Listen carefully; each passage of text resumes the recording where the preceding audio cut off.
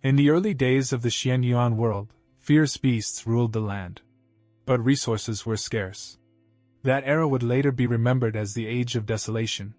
After countless millennia, spiritual energy revived. The demon clan, humans, and cultivators rose to power. And so, the Xianyuan world entered its golden age. The Age of Cultivation. But driven by greed, cultivators plundered spiritual herbs, sacred lands, and relentlessly oppressed the demon clan. For the sake of resources, they didn't hesitate to start wars. If they couldn't claim something, they destroyed it. Now countless sects have risen. Resources are drying up. Ancient beasts stir once more. In this dangerous world, one must rely on a sect to survive. This barren period is now known as the Second Desolation. At the Xian sect's spiritual herb garden, a giant plant suddenly spat something out of its mouth, and from inside, a young man tumbled out. His name was Tianyuan, an outer sect servant of Xian sect. He wiped dirt from his face and grumbled, "TCH, it's just pollination. No need to throw a tantrum. Guess I'll come back when you're in a better mood." Just then, a cheerful voice called out, "Senior brother Tian! Come eat! You need a full belly to work hard." It was He Miao, an outer sect disciple. She waved him over excitedly. "It's your favorite today, durian chicken stew." Tianyuan's face lit up. "Nice." Sweat dripped down his face as he walked over, and He Miao quickly wiped it for him. "All set, let's eat," she beamed. "Thanks, Miao." Tianyuan smiled. In his heart he reflected, "My name's Tianyuan. As you can see, I'm just a nameless gardener in the sect. In my past life, I was born with crippled legs, confined to a small yard, spending my days with flowers and plants. My body couldn't travel far, but my heart, it always dreamed of soaring through the world of cultivation. But everything changed the day I heard that radio broadcast. Today's horoscope for Sagittarius. Major good luck ahead. You're about to strike it big." When I opened my eyes again, the world looked exactly like the one I'd always dreamed of. Which means, I can cultivate now. Nearby, a pair of girls laughed at him. What's Tian blabbering about this time? Yeah, dreaming about cultivation so much he's gone crazy. Tianyuan ignored them, daydreaming. Should I be a handsome sword cultivator? A flashy artifact user? Or a mysterious talisman master? But the moment he imagined showing off, harsh reality hit. Wait. I don't have a spiritual root. I'm a total waste. Memories flooded his mind. The sect master had once told him, "No spiritual root? You think you can cultivate?" But maybe the heavens took pity on him. Though he lacked a spiritual root, he was born with a rare innate herb saint body, a physique highly attuned to plants. The sect master bent the rules, assigning him to manage the spiritual herb garden. Wow, Ajiao has grown so much already. But this body had its inconveniences too. This physique makes me give off the scent of spiritual herbs. That's why. He Miao leaned in, inhaling deeply. Senior brother Tian, you always smell so good. Tianyuan backed away. That's the problem. Doesn't mean you have to get this close. This was He Miao, his junior sister. They joined the sect in the same year, came from the same hometown, and naturally became close. Hee, I can't help it. She giggled, snuggling up to him. Snuggling up to senior brother makes me smell nice too. Tianyuan sighed. You're impossible. Alright, just for a bit.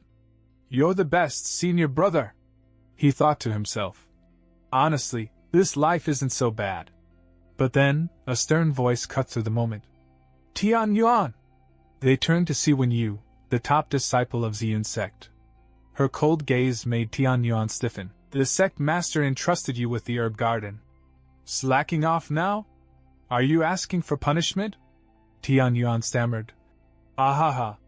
I am working, senior sister. Please don't be mad. Junior sister, get off me. Tianyuan cursed his bad luck. Why'd it have to be her? Rumor is she's the strictest, scariest one in the sect. He Miao snapped back. Senior brother Tian's just a mortal. Senior sister Wen, are you trying to work him to death in this heat? Tianyuan panicked, Great, now she's really riled up. When you responded coldly, tending to the herb garden is Tian's job, and shouldn't you be on sect duties instead of loitering here? He Miao shouted. You pick on senior brother Tian every day, just because we're weak outer sect disciples. Say what you want.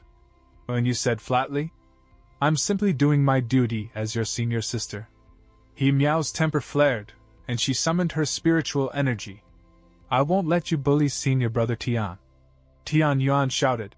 Don't be reckless, junior sister. But when you instantly appeared behind He Miao and struck her down with a swift blow. Blood spilled from He Miao's lips. Tian Yuan rushed to her side. Are you okay? I'm fine. She coughed.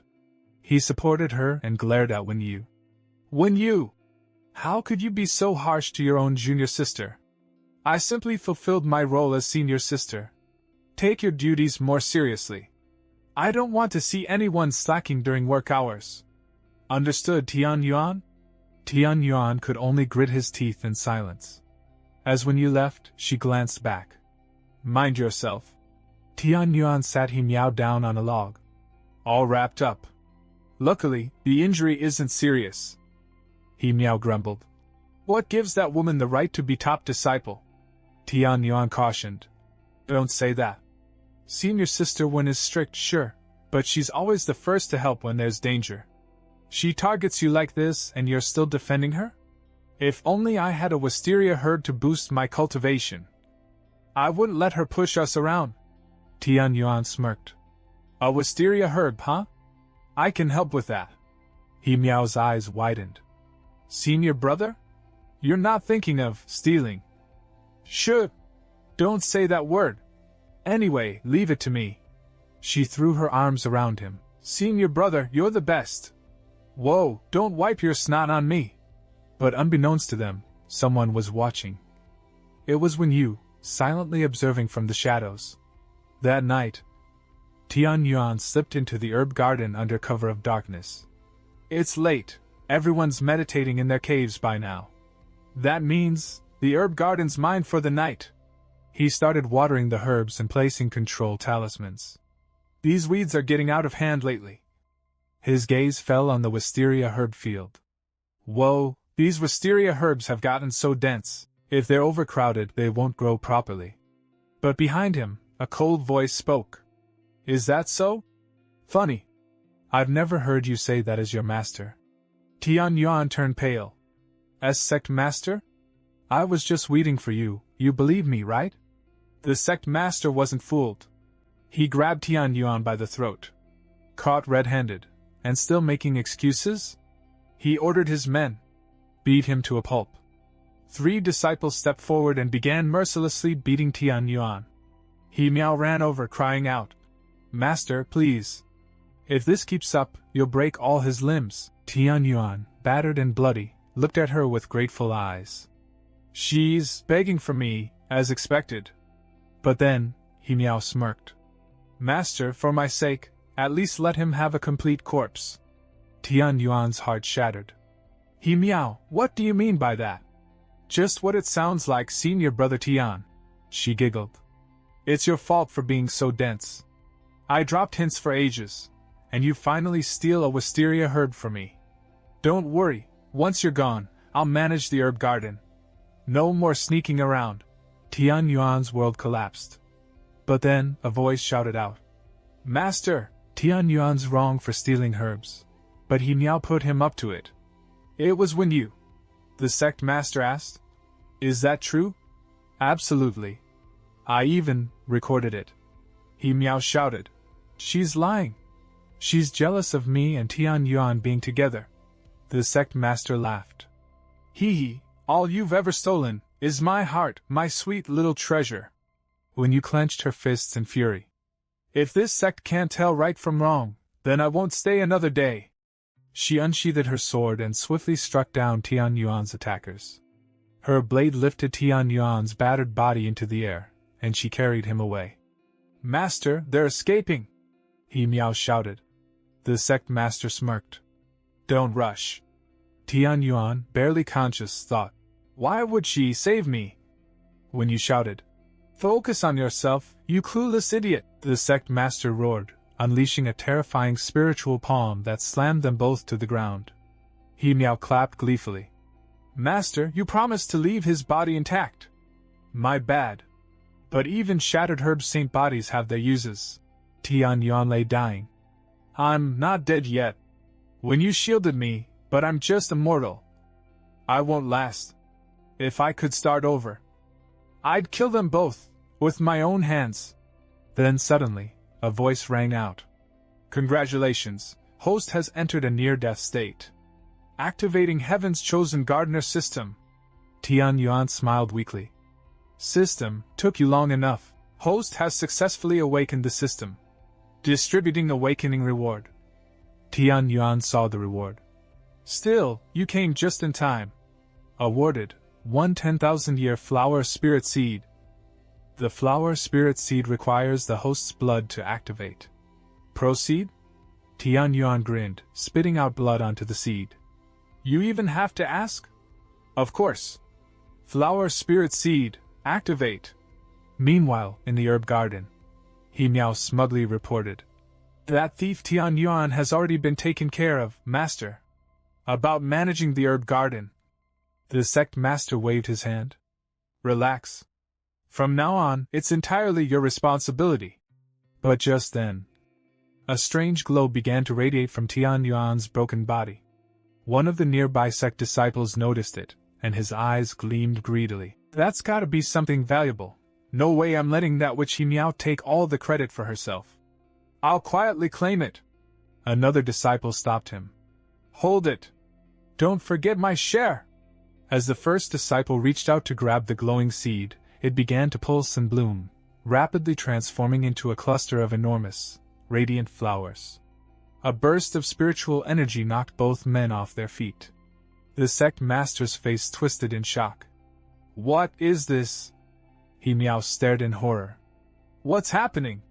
Why did such a massive flower suddenly bloom in the herb garden? The sect master's expression darkened. There's no mistaking it. A phenomenon like this, it's at least 100,000-year great spirit. He quickly explained. Just as humans have 4 major cultivation realms, heaven, earth, mystic, and mortal, the demon race's spirits ascend by age, 10,000-year spirit, 100,000-year great spirit, million-year demon king, and 10-million-year demon emperor. Most spiritual herbs cultivate just fine with a fraction of that lifespan. But if we refine this spirit, even I can't imagine the benefits. He Miao hesitated. But master, this spirit looks completely human. How are we supposed to refine her? The sect master snapped. Nonsense! Spirits can't take human form. But before he could finish, the giant flower petals parted, revealing a breathtakingly beautiful woman within. She slowly opened her eyes, ancient and cold. I have been asleep for so long. The sect master's heart dropped. A spirit, in human form? Just how powerful must this great spirit be? The woman raised a hand, speaking into the air. Morning Glory Transmission Vine. This is Empress Fei Hua, calling all 4 demon emperors. Mei Wei, see you at Ul, Yu. If you can hear me, respond. Humph, don't tell me those fools really died in that last war? The sect master quickly barked an order. You too!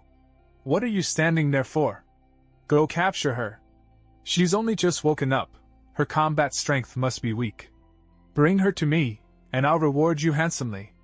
The 2 disciples hesitated in fear, but moved forward. Fei Hua smiled coldly, her crimson eyes gleaming. Humph. I always thought 1 empress on this continent was more than enough. As the men drew closer, Fei Hua unleashed an attack. Humans should all die. Petals like blades of light shot toward them. One of the men's eyes widened in horror as the petals touched his skin, and his body began to dissolve into nothing. His screams echoed briefly, then fell silent. Fei Hua frowned. Is that all I've got? Has my power really weakened this much? The sect master's face twisted in fear. Her power, it's terrifying. I can't fight her. I need to get out of here. But as he turned to flee, Fei Hua's sharp gaze locked onto him. Coward! She flung another wave of petals at him, but this time, they harmlessly passed over his body. Fei Hua's eyes widened. What? He's unharmed? No. I've been asleep too long. I can't control my power properly, focus, if I just concentrate. She launched another attack, but again the sect master stood unharmed. He looked confused, then began to laugh. Ha! I knew it. You just woke up, your strength is a joke now. Take this. He summoned his sword. Purple Chi Rising Sword. A powerful beam shot out, striking Fei Hua and sending her crashing to the ground. He grabbed her by the throat. Once I refine and absorb you, I'll break through to heaven rank for sure. Fei Hua coughed, blood spilling from her lips. I finally wake up, only to die at the hands of a mere human? From a distance, Tian Yuan had been watching everything. He gritted his teeth and looked to his system. This flower spirit you gave me is pathetic. Barely lasted a second before getting flattened. The system responded. This is the micro-gardener system. To fully activate a planted spirit's power, the host must make direct contact. So, I have to get close to her? Wounded and bleeding, Tian Yuan pushed himself up and limped toward Fei Hua. I'm dead either way, might as well trust this system for once. As he neared her, the sect master spotted him.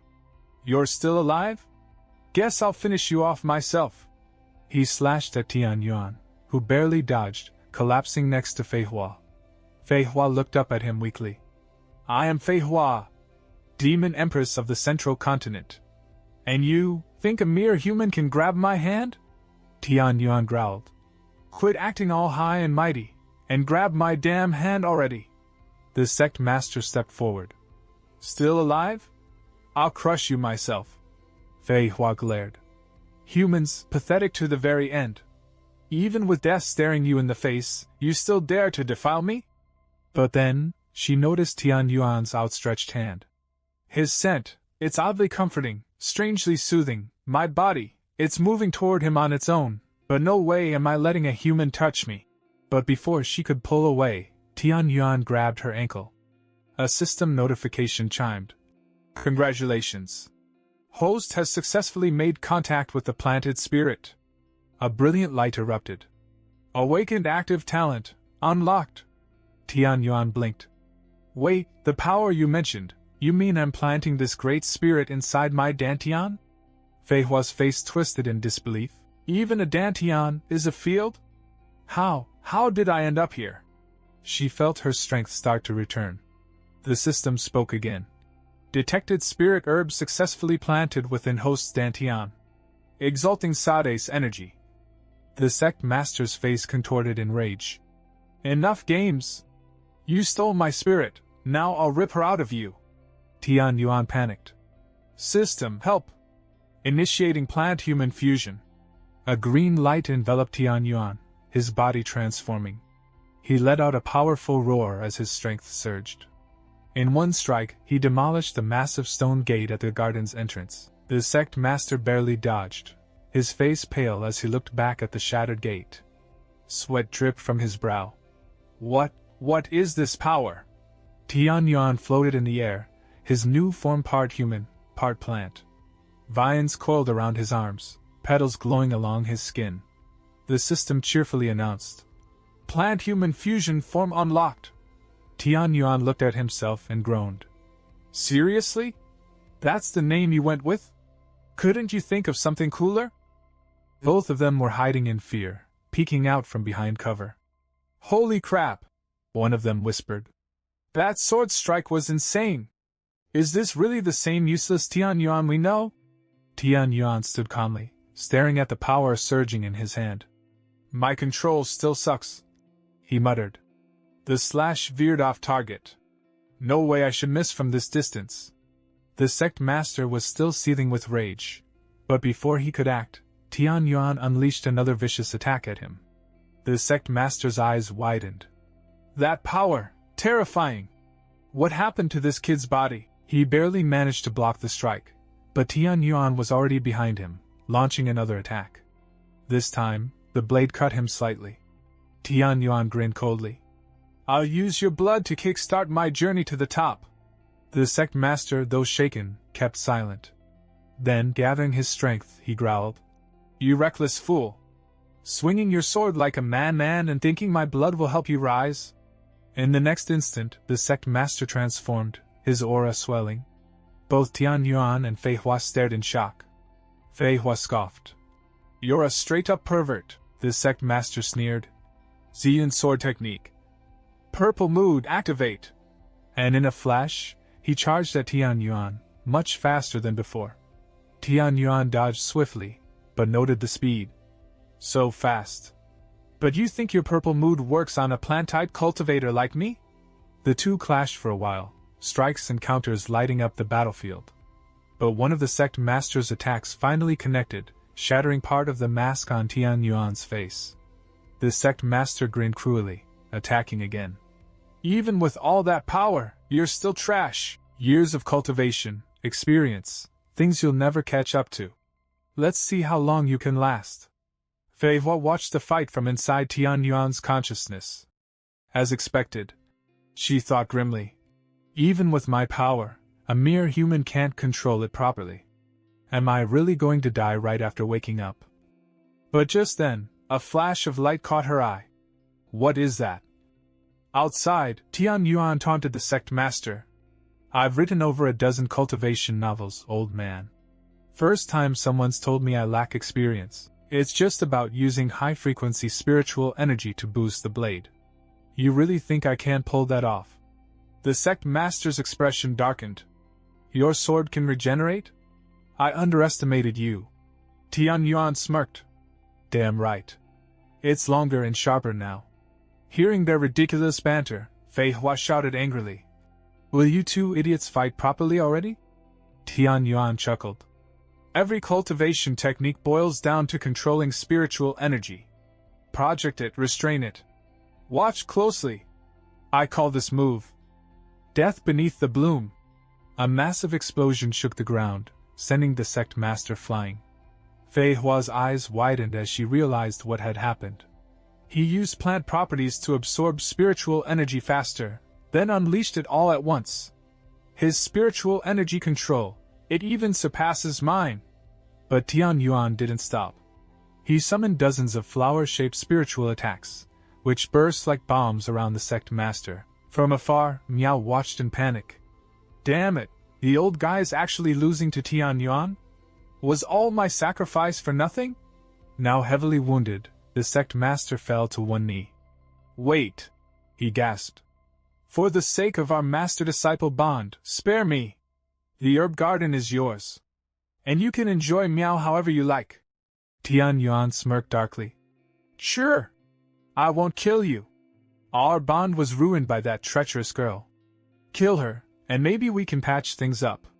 The sect master nodded. "True, that lying, slandering tramp deserves to die."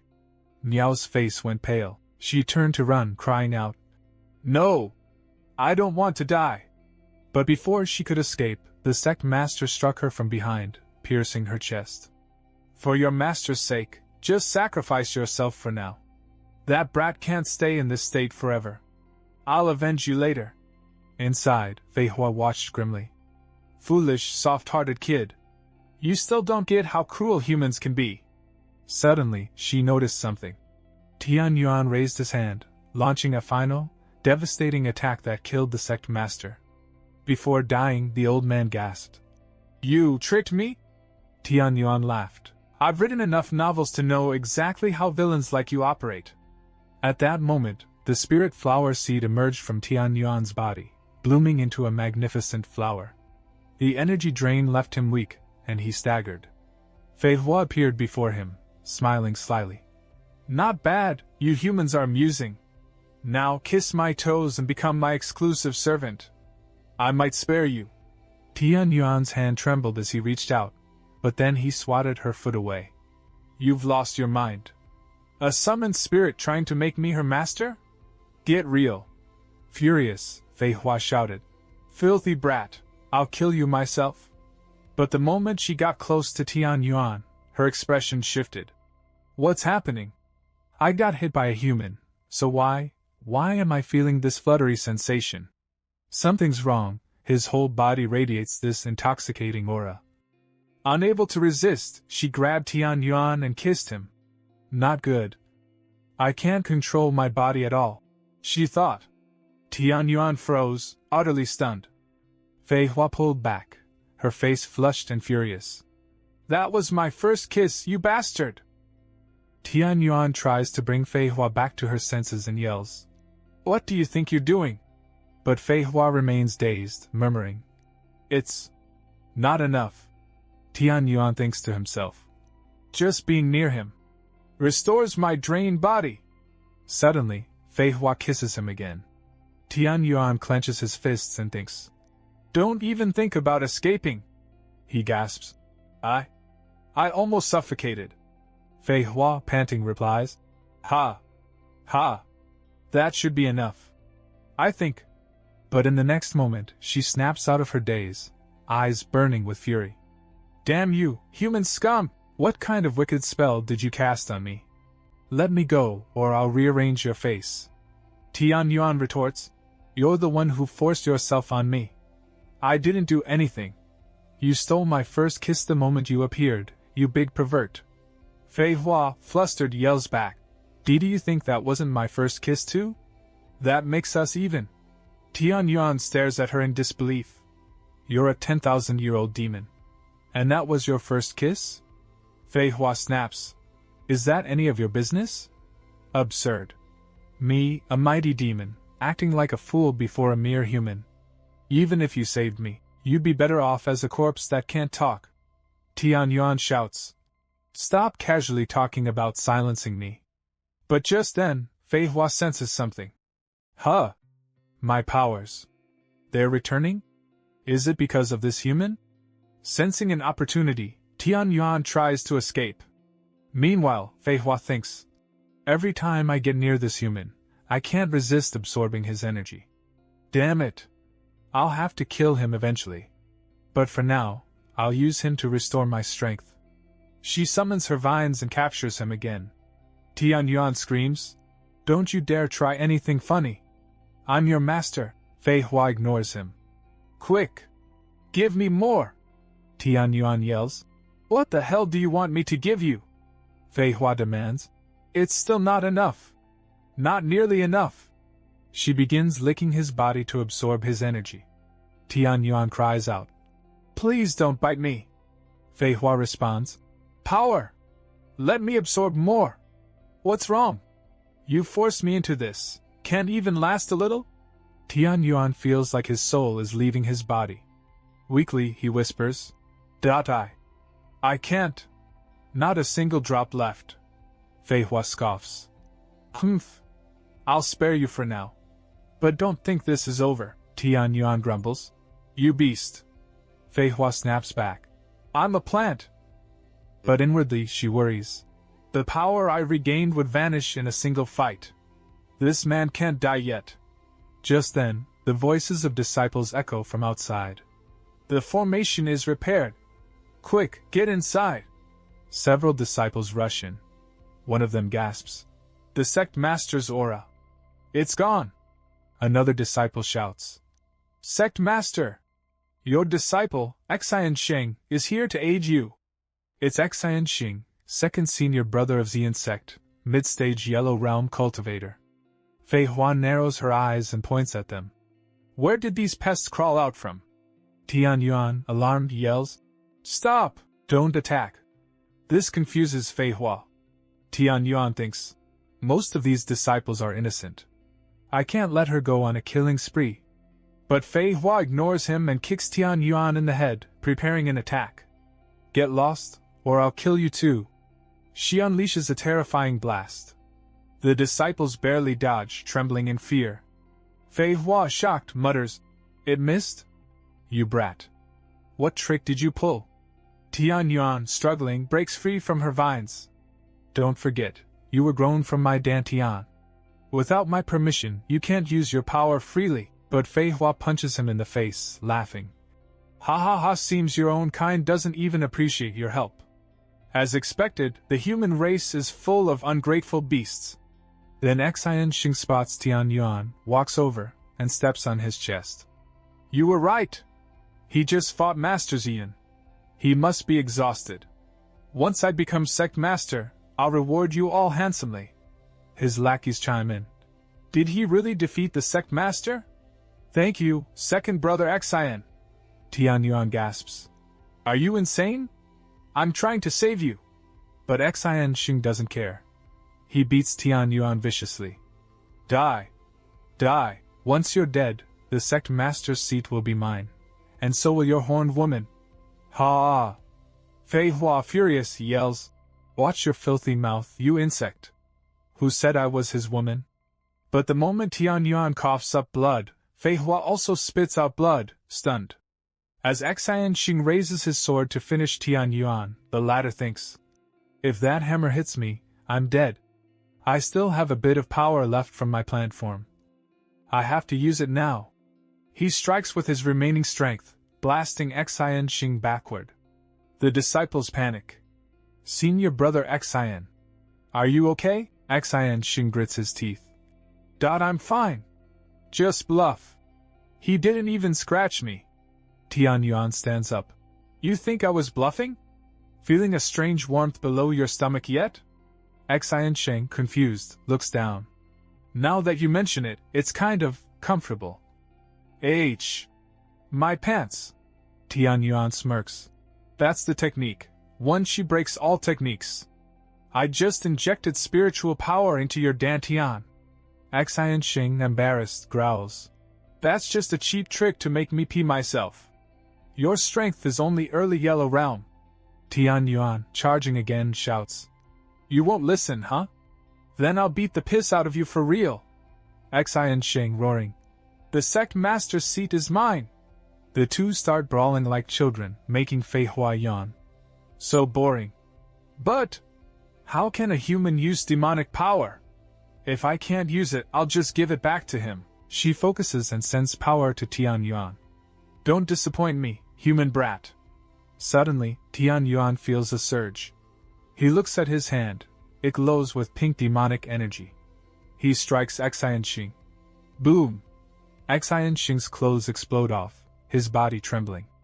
A nearby mountain crumbles from the shockwave. Disciples gasp. He blew up the mountain. What terrifying power! Xian Xing, terrified, falls to his knees. This humble one was blind to your greatness, sect master. Spare me! Tian Yuan mutters. Don't call me sect master. Tell everyone to leave. Ziyun's sect is finished, he thinks. I almost killed someone. Good thing I held back. That sudden burst of power, it must have been her doing. He turns to Fei Hua. Give it up. As long as I'm here, you won't run wild. Fei Hua, deep in thought, snaps. Shut up. I'm thinking. She thinks. That move he used, it fused with demonic energy, and even improved it. My people are powerful, but we lack precision. Humans win with clever techniques. If our demonic power were as flexible, I would have won the war 10,000 years ago. Later, Tian Yuan gently sets Wen Yu down. On his knees, heart heavy, he looks at her body. System. Is there really no other way? The system replies. That is correct. This system has done all it can. The host senior sister's body will decay within a week. Tian Yuan sits in silence, remembering the past. We only knew each other for a few years, and even then, they weren't good memories.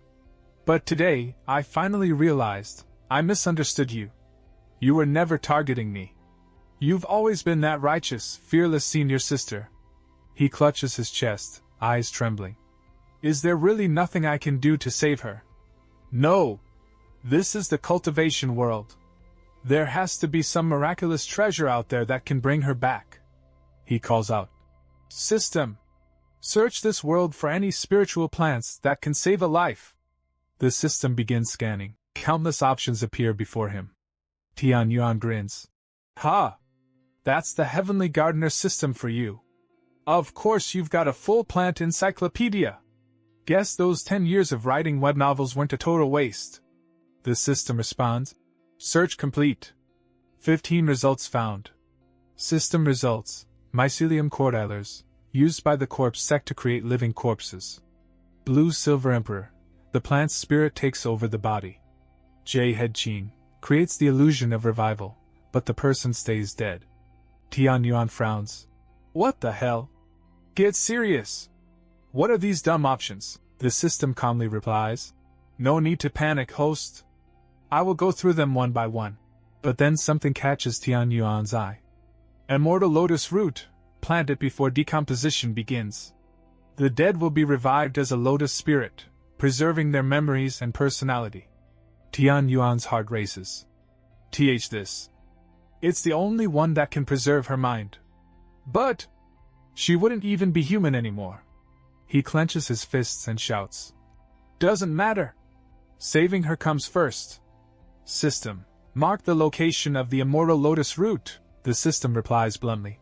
This system does not have a plant tracking function. Tian Yuan, frustrated, snaps. Then what good are you? The system stays calm. While I can't detect it, there is someone who can. Meanwhile, Fei Hua is wandering through the sect grounds. She scowls. Damn it! How can such a tiny sect hide so many spiritual plants? Suddenly, she hears cries for help. Turning a corner, she finds animated, living plants attacking disciples, biting, wrapping, devouring them. The disciples scream in fear. Fei Hua smirks. Heh, so you little beasts crave the flesh of cultivators? Feast. Grow stronger. Rise as my army. She kneels down, studying the plants. You're in excellent condition. Whoever raised you has serious gardening skills. Then she hears a familiar voice. Stop right now! From the bushes, Tian Yuan bursts out. Ajiao! Xiao Hua! Xiao Mei!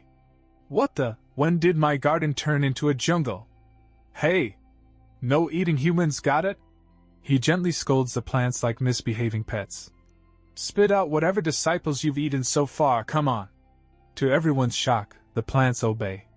They release the terrified disciples unharmed.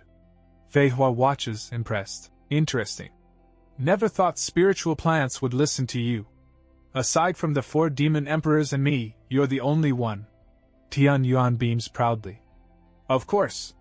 Don't underestimate the bond between me and my little green friends. Just then, one of the plants swallows him whole. Tian Yuan muffled. Hey! Stop that! Let me out! Fei Hua sighs, thinking. EW. He actually named those half-conscious weeds? Gross. She turns toward the trembling disciples. They clearly came to steal herbs. And you're letting them off? Twice? Might as well feed them to the flowers. She entangles them with vines, the disciples crying and begging for help. Second senior brother Xian Xing, save us! But to their horror, Fei Hua had already captured Xian Xing with vines too. At that moment, Tian Yuan bursts out from the plant's mouth. He sighs. The real culprit's dead. As for the rest of you, live or die, I don't care anymore. More importantly, do any of you know where the immortal lotus root is? Fei Hua, amused, asks. Oh? Trying to save someone? Tian Yuan nods. Yeah. My senior sister saved my life. I have to return the favor. Just tell me where to find it. Fei Hua folds her arms. I'm the ancestor of all flowers. Of course I can sense it. But why should I help some annoying human like you? Tian Yuan, blushing, mutters. I'll help you recover your strength. The memory of their kiss flashes in Fei Hua's mind. Her face turns red. She kicks him square in the face. Shameless! Then she points to the disciples and says coldly, Trade me their lives. Otherwise, forget the lotus root. The disciples scream. Wait. Can you two flirt without dragging us into it? Tian Yuan, frozen in place, thinks, Damn. In a cultivation novel, the cold-blooded protagonist would have killed these extras ages ago. But this is real life. You can't just go around murdering people. I'd become a serial killer. Guess I'm not cut out to be some badass arrogant MC. Let's try a different approach. He steps forward and shouts. Fairy Fei Hua demands your pathetic lives, you scum! First, you tried to seize power. Then you stole spirit herbs. Unforgivable. If Xianjian were still alive, you'd be mincemeat by now, he continues dramatically. But now, merciful Fairy Fei Hua needs to rebuild her plant army. So what are you going to do? I'll teach you how to cultivate spiritual plants. Grow them tall, fierce, and mighty. Fairy Fei Hua doesn't want to lead a puny army, right? Fei Hua, blinking, nods and mutters. Well said. Wait, what? Who wants an army of brainless weeds? You almost tricked me, brat. Tian Yuan grins. As the flower ancestor. Can you really stand seeing these poor babies uncared for? Fei Hua stares at the vines and thinks. They are kinda cute. She sighs, releases the disciples and says, Fine. But I want results. If they can't care for my plants properly, I'll kill them myself. The disciples bowed deeply. Thank you, Fairy Fei Hua, for sparing us. Thank you, Sect Master Tian Yuan, for saving us. We'll serve the Ziyun sect till death. Tian Yuan rolls his eyes. That's enough. Stop hovering around me and give me some space. I'll call you when I need you. As they run off, he thinks. So, I'm the sect master now? Whatever. I guess that's my fate. He turns to Fei Hua. Their lives are yours now. So, will you finally tell me where the immortal lotus root is? Fei Hua, walking away, replies with a sly smirk. Humph. I just hope you live long enough to reach it. The next day, Tian Yuan was seen instructing a disciple. Hurry up! Put up the new plaque. The disciple nodded excitedly. Sect Master! Please take a look. This plaque represents our admiration for you. It's as endless as a surging river, as overflowing as the Yellow River itself. Tian Yuan waved it off. All right. He thought to himself, they actually named the sect after me. This is so embarrassing. But it also feels pretty damn good to be worshipped like this. Just then, Tian Yuan noticed Fei Hua approaching. She was smirking and speaking to a disciple. Hey, getting carried away already? I had hundreds of millions more followers than you back in the ancient era. Upon seeing her, the disciples immediately bowed. Fairy! No, hello, master's wife. Fei Hua's cheeks flushed red at first, but in the next moment, she exploded in rage. Who are you calling master's wife? Are you looking to die? Then she cooled off a little. If you sprout any more nonsense, I'll rip your tongues out and hang you from a tree with them. She turned away, muttering, I just need to get my power back. Who the hell would want to be his cultivation partner? Meanwhile, Tian Yuan's heart began to pound. What's going on? Suddenly, I find her kind of cute. Fei Hua suddenly grabbed Tian Yuan's ear and yelled. You didn't teach them to say that, did you? Ow. No, I didn't, he cried. Cute my ass, he thought. He quickly changed the topic. Okay. Just tell me where the immortal lotus root is. Fei Hua scoffed. Humph. I'm just afraid you'll back out when you hear it. It all started hundreds of thousands of years ago. A human cultivator calling himself Emperor Bailing suddenly rose to power. He led a brutal campaign against my spirit plant kin. Back then, we were scattered across the world. He'd reward human cultivators with captured plant spirits like us, letting them refine our bodies into treasures. This act created countless enemies and built the foundation of many sections. Among them is the present-day Bliss sect, the most evil, twisted sect of its time.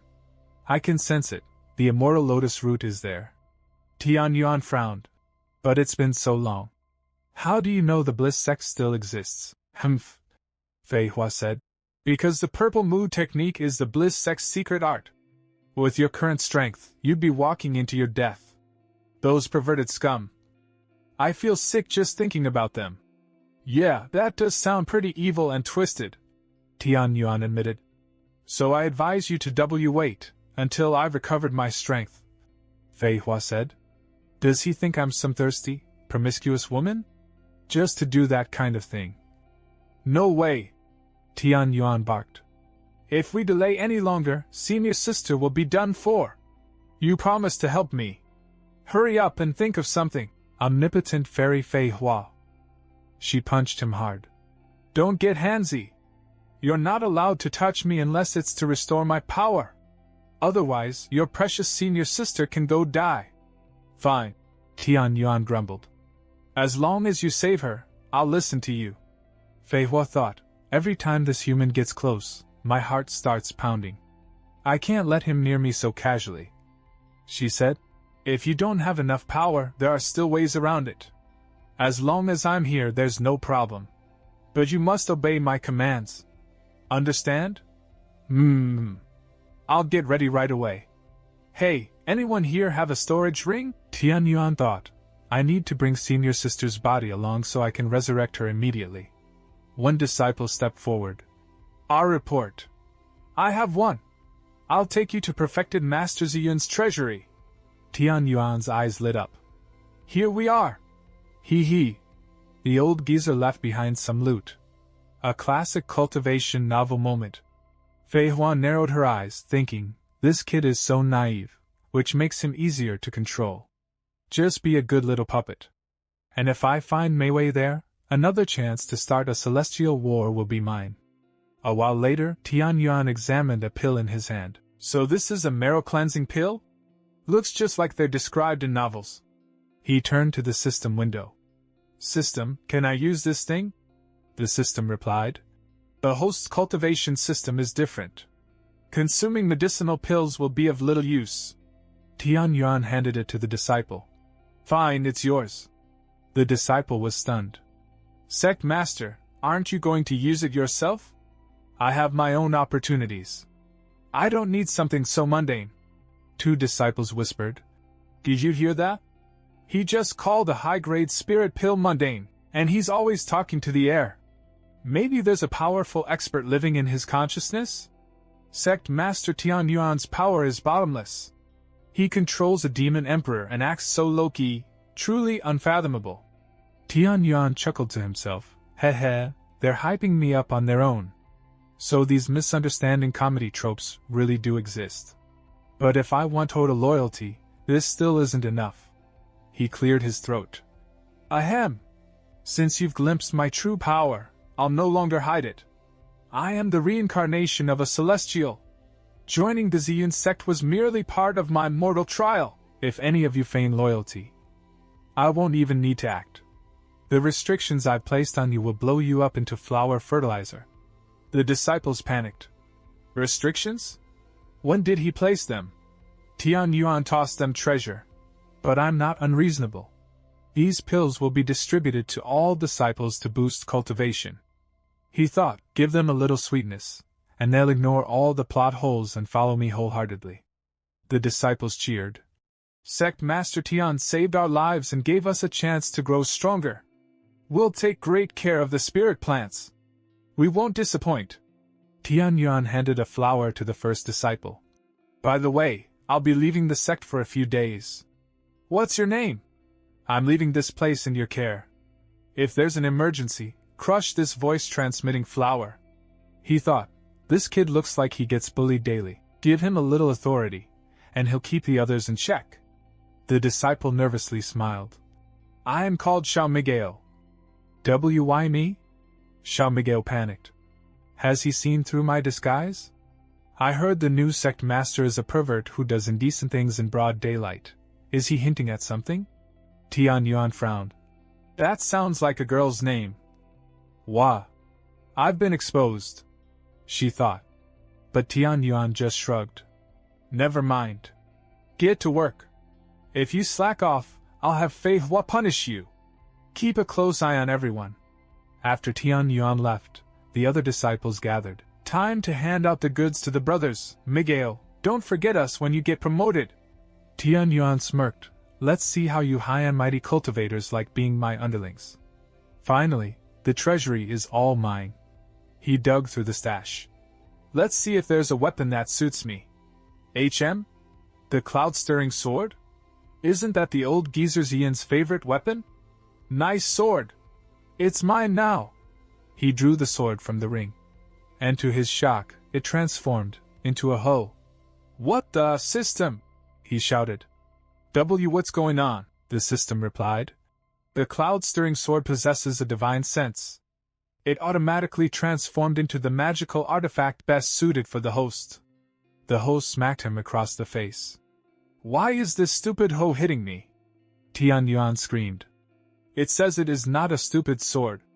You are to call it the golden shovel. It is now angry. Tian Yuan sighed. With a setup like this, can I really save eldest senior sister? Success depends on human effort, host. Scene shift, beyond the borders, the endless desert.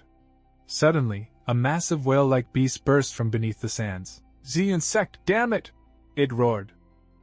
Beyond the borders, deep within the endless desert, Tian Yuan and Fei Hua soared at lightning speed inside a flying artifact, cutting through the scorching winds. Tian Yuan wiped the sweat off his brow and groaned. It's so hot. Are you sure we didn't take a wrong turn? Fei Hua glared. Are you questioning me? Tian Yuan thought to himself, we've flown thousands of miles without spotting a single soul.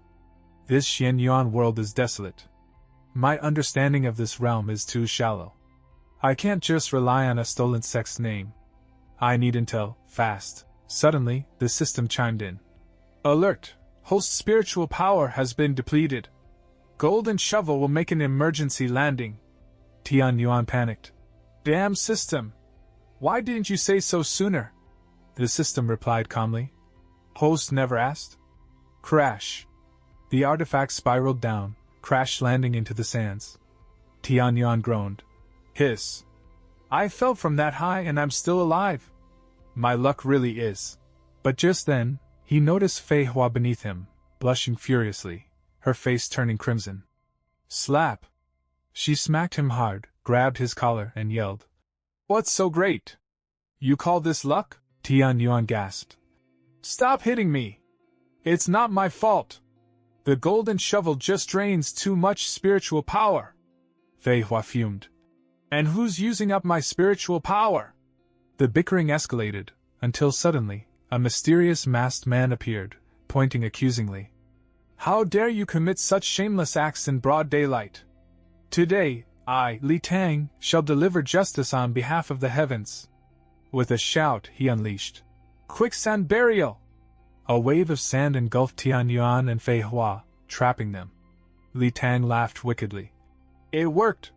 Ha! Serves you right! But just as he celebrated, Tian Yuan summoned his wine, which whipped out like a fist and smashed into Li Tang. Mercy! Mercy! Stop hitting me! Li Tang cried. Tian Yuan emerged from the sand, brushing himself off. Tisk! Sand got into some weird places. He grabbed Li Tang. You little brat! Who are you? Why'd you attack us? Li Tang trembled, thinking, these two are mid-stage Earth realm at least. I messed up. He quickly cast a spell, sand erupting around him as he vanished into a cloud of dust. Eat sand, evil cultivators from the Alliance of Ultimate Bliss, Fei Hua shouted. That little thief stole the golden shovel. Tian Yuan looked down at his waist. Holy shit! When? Meanwhile, Li Tang used his sand diving technique to escape, chuckling. Heh! No one beats me in escape arts. With this bliss token, sneaking into the Alliance will be a breeze. But the wine wasn't done, it latched onto his leg. Tian Yuan grinned. God, you artifact thief! Li Tang screamed. I'll let go! You evil cultivator! He crashed through a wall, falling into a hidden underground village. Moments later, Tian Yuan and Fei Hua smashed through the ceiling. Tian Yuan grinned. I knew there had to be a grotto heaven beneath this desert. So this is your lair? Li Tang panicked. I'm screwed. They followed me here. He quickly shouted. You've got guts to chase me here. But my thousands of companions will arrive any second. Tian Yuan raised an eyebrow. Thousands? Fei Hua, prepare to merge. This might get ugly. Fei Hua sighed. Are you stupid? Li Tang smirked. Soon I'll do this and that to you. My name, Li Tang of the Desert, is enough to stop babies from crying. They bought it. He thought. Just then, 3 men appeared behind him. Big bro Li Tang. We're here to help. Li Tang turned. Holy shit. Fei Hua's wine shot out and grabbed all 3 instantly. Tian Yuan stormed forward. You dare make a fool out of me? I'm going to teach you a lesson. Fei Hua sighed. Let's end this farce already. Wham! After a brutal beating, Li Tang shouted at his men. "Idiots! Didn't we agree the green signal meant to escape?" One of them cried. "You beat up Big Bro like this? You scum from the Alliance of Ultimate Bliss!" Another one shouted. "We'll never go back to being human cauldrons. Even if you torture us." Tian Yuan rubbed his temples. "Stop, stop, stop! What nonsense is this? We're not from the Alliance of Ultimate Bliss. You guys robbed us and now you're flipping the blame?" Li Tang checked Tian Yuan's pouch, just a hole inside. He scratched his head. "Ahaha. So it wasn't a bliss token after all. I thought only perverts from the Alliance would do that kind of stuff in broad daylight." Fei Hua returned the shovel. "Sorry, it was all a misunderstanding." Tian Yuan snapped. "You're weak, broke, and still tried to rob us. A simple apology isn't gonna cut it." Li Tang pleaded. "I'm not a robber. Just tell me what compensation you want." He thought, they really aren't from the Alliance. I've got to bluff my way out. Tian Yuan smirked. "I don't want your spirit stones. Tell me what you know about the Alliance of Ultimate Bliss and I might let you go." Li Tang nodded and explained. The Alliance once stayed in the central city. But one day, they captured a primordial giant beast, Bashia, and placed their entire sect on its back. Since then, they've been roaming the desert, pillaging villages, abducting people, and using them as human cauldrons. His little sister was taken. The underground village was formed from the survivors, and he'd been looking for a chance to rescue her. That's why he attacked Tian Yuan. Tian Yuan groaned. "Hiss. Did I just trigger a side quest? I only wanted a lotus root to save my senior sister. Don't drag me into this," he said. "So you tried to steal a bliss token to sneak in and save your sister, right?" Li Tang gasped. "How'd you know?" Tian Yuan grinned. "Because I'm a genius. Though that plan's not half bad. But where am I gonna get a bliss token?" Just then, boom! The ceiling exploded. A new figure appeared.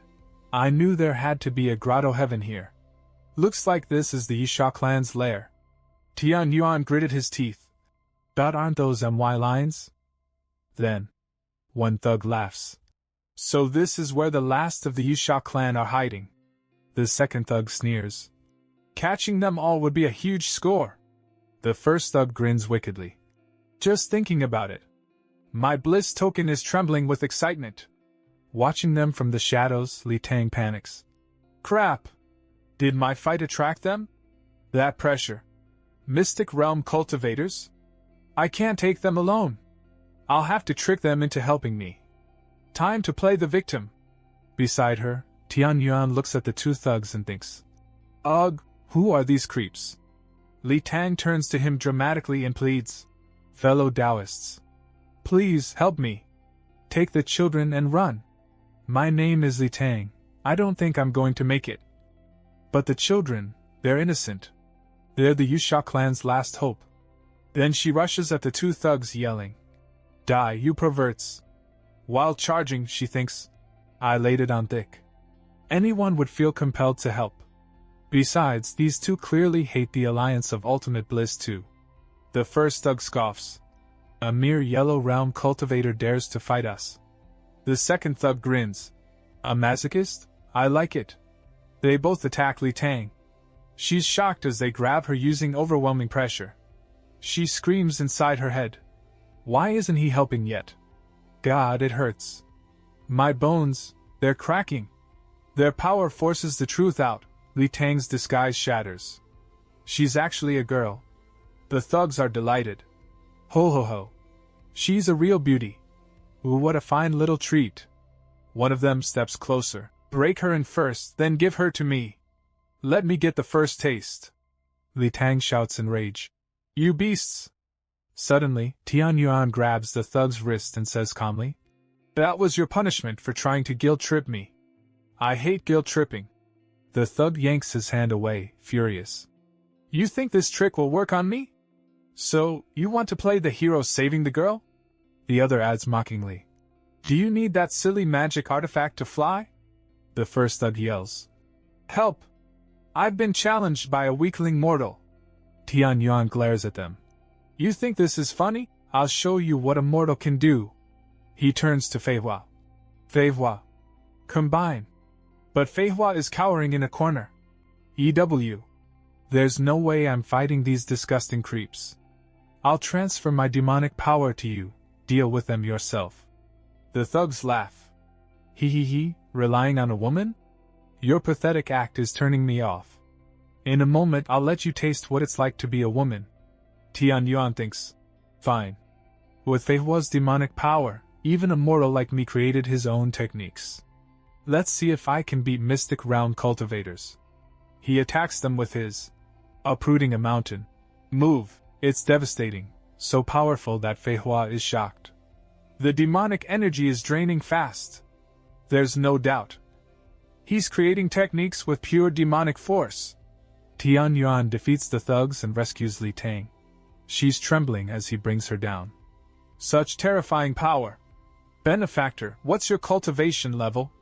Tian Yuan says plainly. I don't have one. I'm just a mortal. The two thugs are knocked out cold, heads smashed into the wall. Tian Yuan chuckles. Even I'm surprised by that one. Behind him, Li Tang fixes her clothes quietly. Tian Yuan thinks. Amazing! I can actually use all the techniques I wrote in my novel. Fei Hua smirks. You've got skills. When I revive the demon race, you'll be my #1 lackey. Tian Yuan replies. Hey, let's get this straight. We're partners, not that kind of thing. Fei Hua growls. So you don't know what's good for you, huh? Tian Yuan shouts back. Looking for a fight again? Li Tang interrupts. Benefactors. With your divine techniques and your dual cultivation, may I ask where you come from? I must repay your kindness. Tian Yuan groans. It's not dual cultivation. Fei Hua yells too. It's not dual cultivation. Then she mutters. Even if it looks like it, it doesn't count. Tian Yuan coughs. Ahem. Just drop it. No need to repay me. This place has been compromised. Pack up and get out. Li Tang says thoughtfully. Benefactor. You acted because of the bliss token, didn't you? Are you also trying to infiltrate the Alliance of Ultimate Bliss? Tian Yuan nods. You could say that. I'm going there to save someone. I can't waste energy saving your sister too. Li Tang replies kindly. You're too formal. I just want to offer help to show gratitude. Here's a floor plan of the Alliance. And a portrait of my sister, she's super cute. Tian Yuan glares. So you are asking me to save her? Li Tang grins. Oh come on, don't be cold. If we coordinate, it'll be easy. Want to hear my plan? Tian Yuan sighs. She's like a whole different person. Li Tang explains. This area is weakly guarded. You can blast through here for an escape. Afterward, I'll turn this place into a runic labyrinth. Yusha clan traps work on all levels. Heaven, Earth, Mystic, Yellow. And finally, here's my little sister. So, will you help me? Whether you want my body or the clan's secret treasure as reward, I'm ready. Tian Yuan says flatly. We'll see. Keep your body. I've memorized her face. If I run into her, I'll decide then. Just hope that treasure actually exists. He thinks, looks like I got another mission. I'll just wing it, but I am curious about their treasure. Li Tang bows. Thank you, benefactor. Then she thinks, such a sincere man. The journey begins. Eventually, Li Tang stops. This is as far as I can go. Go 3 li forward. With the bliss token, you'll enter the formation. I'll wait here for your signal. Tian Yuan nods. Got it, don't get caught. Fei Hua grumbles. You made me wear this ridiculous outfit. I'll remember this. As they turn to leave, Li Tang calls out. Wait. Tian Yuan asks. What is it? Li Tang gives him a small rune. This is the Yusha clan blessing rune. May the moon goddess protect you, benefactors, and bring you back safely. Tian Yuan waves. We're leaving. Li Tang watches them go and thinks. What's wrong with me? For a second. I wish they'd stay. But this is the only chance to save my sister. Later, at the gate of the Bliss Alliance, a hideous woman blocks their path. You two must be new, you're dressed too conservatively. join the blood grand ceremony. Tian Yuan and Fei Hua have changed outfits, but Tian Yuan points to himself. Huh? This is conservative? He points to another girl. No. Look at her. She's even more covered than we are. The girl turns around. Me? Then she suddenly sticks a mustache on her face and grins. Transgender, you know? Check out my sexy little mustache. She walks off confidently. I'll be on my way. The ugly woman lets her through. Tian Yuan is stunned. Fei Hua mutters, "Are they all idiots?" Then Tian, angry, activates the previous sect leader's sword technique and shouts, "Can I go inside now?" Seeing this, the boyish woman says, "That's our sect's secret technique, Purple Moon's sword art. And the bliss token has also been activated, so you can go in." Surprised, Tian says, "Ah man, what was the point of acting so much? I could have just shown the technique and walked right in easily." From behind, Fei Hua says, "You've learned this technique quite fast. Your mastery of it is almost equal to that old dog June now." Just then, the boyish woman grabs him from behind and says, "Wait a moment! You haven't shown the sect token or any special skill yet." Hearing this, Fei Hua glares at her and says, "You fat pig, take your filthy hand off me, or I won't even think once before killing you." From a distance, Tian watches nervously and thinks, "If this continues, a fight will break out even before we enter the sect." But then, something unexpected happens. The boyish woman, blushing while looking at Fei Hua, says, She's our sect's queen." Then she allows Fei Hua to go inside. Watching this, Tian says to himself, "So that's it? It ended just like that?" Saying this, he and Fei Hua start walking inside. As they go, the woman calls out to Fei Hua, "My name is Li Xinggu. Let's meet after the Grand Sect Queen ceremony." Hearing this, Tian says to Fei Hua, "Looks like that woman likes you."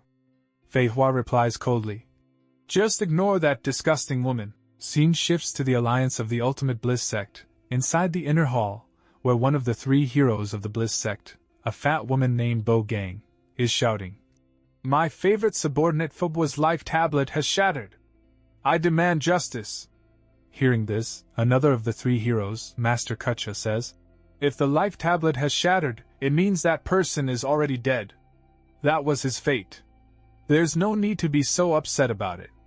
Bo Gang, furious, yells at him, "He wasn't your subordinate, so you have no right to speak about him."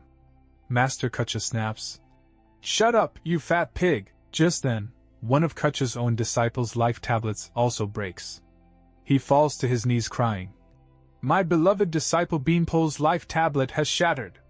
Who will I absorb lifespan from now?" Seeing that, Bo Gang laughs loudly and says, "Didn't you just say it was fate?"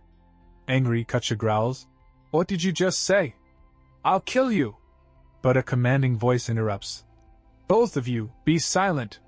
It's the Alliance Master of the Bliss Sect, named Loveji. He says sternly, "You both are soon to become branch masters of the sect. Should you really lose your temper over such trivial matters?" Hearing this, both calm down. But then, Bo Gang, still uneasy, says, "But someone killed our disciples." Loveji strokes his snake spirit and says, "The grand ceremony of the Bliss Sect is near. Other sects members are sneaking in, using this opportunity. I'm sure the one who killed our disciples is among us. When the time comes, we'll capture them all at once, and then destroy their sects too." He continues, "You both cultivate techniques that require living souls. This time, I won't stop you." Hearing that, Bo Gang grins wickedly and says, "It's been so long since I've eaten a living cultivator's soul." Master Kucha adds, "Finally, some new materials for my alchemy furnace." Meanwhile, Loveji, using a mysterious artifact to view inside the sect, smirks and says, "I'm curious to see what kind of fun will happen during this year's Bliss Sect ceremony." Scene shifts again, to the Master Peak of the Bliss Sect, where Tian and Fei Hua arrive. Looking around, Tian thinks, "The inner halls of the Ultimate Bliss Sect Alliance are truly something to see. But everyone here, despite their fine clothes, is rotten to the core. I need to find the Immortal Lotus Root. It might be in the arena tournament, or the auction house. But I can't focus on both places at once." Just then, a little girl walks up to them and says, "Hey! You two stay here, and go get me some meat. What kind of lousy bliss sect ceremony is this? There's not even anything worth chewing. Tian greets her politely. My name is Tian Yen. And what's your name? In his mind, he thinks. Looks like she's mistaking me for a servant of the bliss sect. The little girl yells, I am Master Sukken, an honorable guest personally invited by the Alliance Master himself. So take me to the sect treasury and bring me some meat, now, Tian thinks to himself. A little girl asking to be taken to the treasury? Is this a joke? Then he hears Fei Hua's voice whispering in his ear. Don't provoke her. Her cultivation is at mid-stage Earth realm, and her body is incredibly strong. I know you want to get information from her, but her aura is strange. Be careful what you say. Tian thinks. What? This little girl is that strong?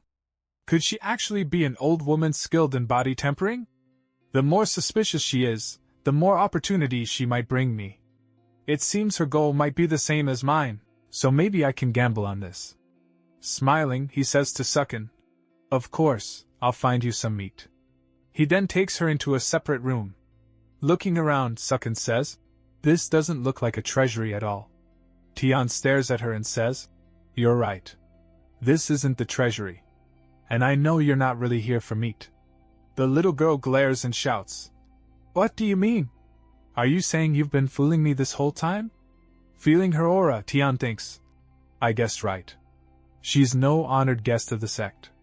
Then he says, Calm down. We both have the same goal, to destroy the alliance of the Ultimate Bliss sect. Hearing that, the girl relaxes a bit and asks, Are you really not a member of the Bliss sect alliance? Tian bows slightly and says politely, That's right. Thinking to himself, Such a naive little girl, manipulating her will be easy. The girl says, If you want to find the treasury, just ask any servant. I'll lie and say I came for food. Tian replies, No servant would ever know about the treasury. No one will believe such a lie. Thinking to himself, he adds, Has her brain fried from cultivation? I'll have to use her properly. The little girl, frustrated, snaps, Then what plan will work? Do you even have one? Tian smirks and says, I do have a perfect plan, the Bliss sect fighting tournament. Whoever wins can take one treasure from the sect vault. The girl folds her arms and says, Do you think I haven't thought about that already? That treasure isn't even on the prize list. Tian replies, When you win the tournament, you'll know exactly where the sect treasury is. Then you can tell us. Simple. The girl narrows her eyes. But what's in it for you? Tian thinks. She's foolish, but sometimes she says smart things too. He answers, You want to enter the treasury, and I want the tournament prize. If you help me get the immortal lotus root, I'll help you reach the treasury. Hearing that, the little girl laughs and says, All right then, it's a deal. I'll work with you. Fei Hua looks at Tian and says, Do you really think you can win by teaming up with this idiot?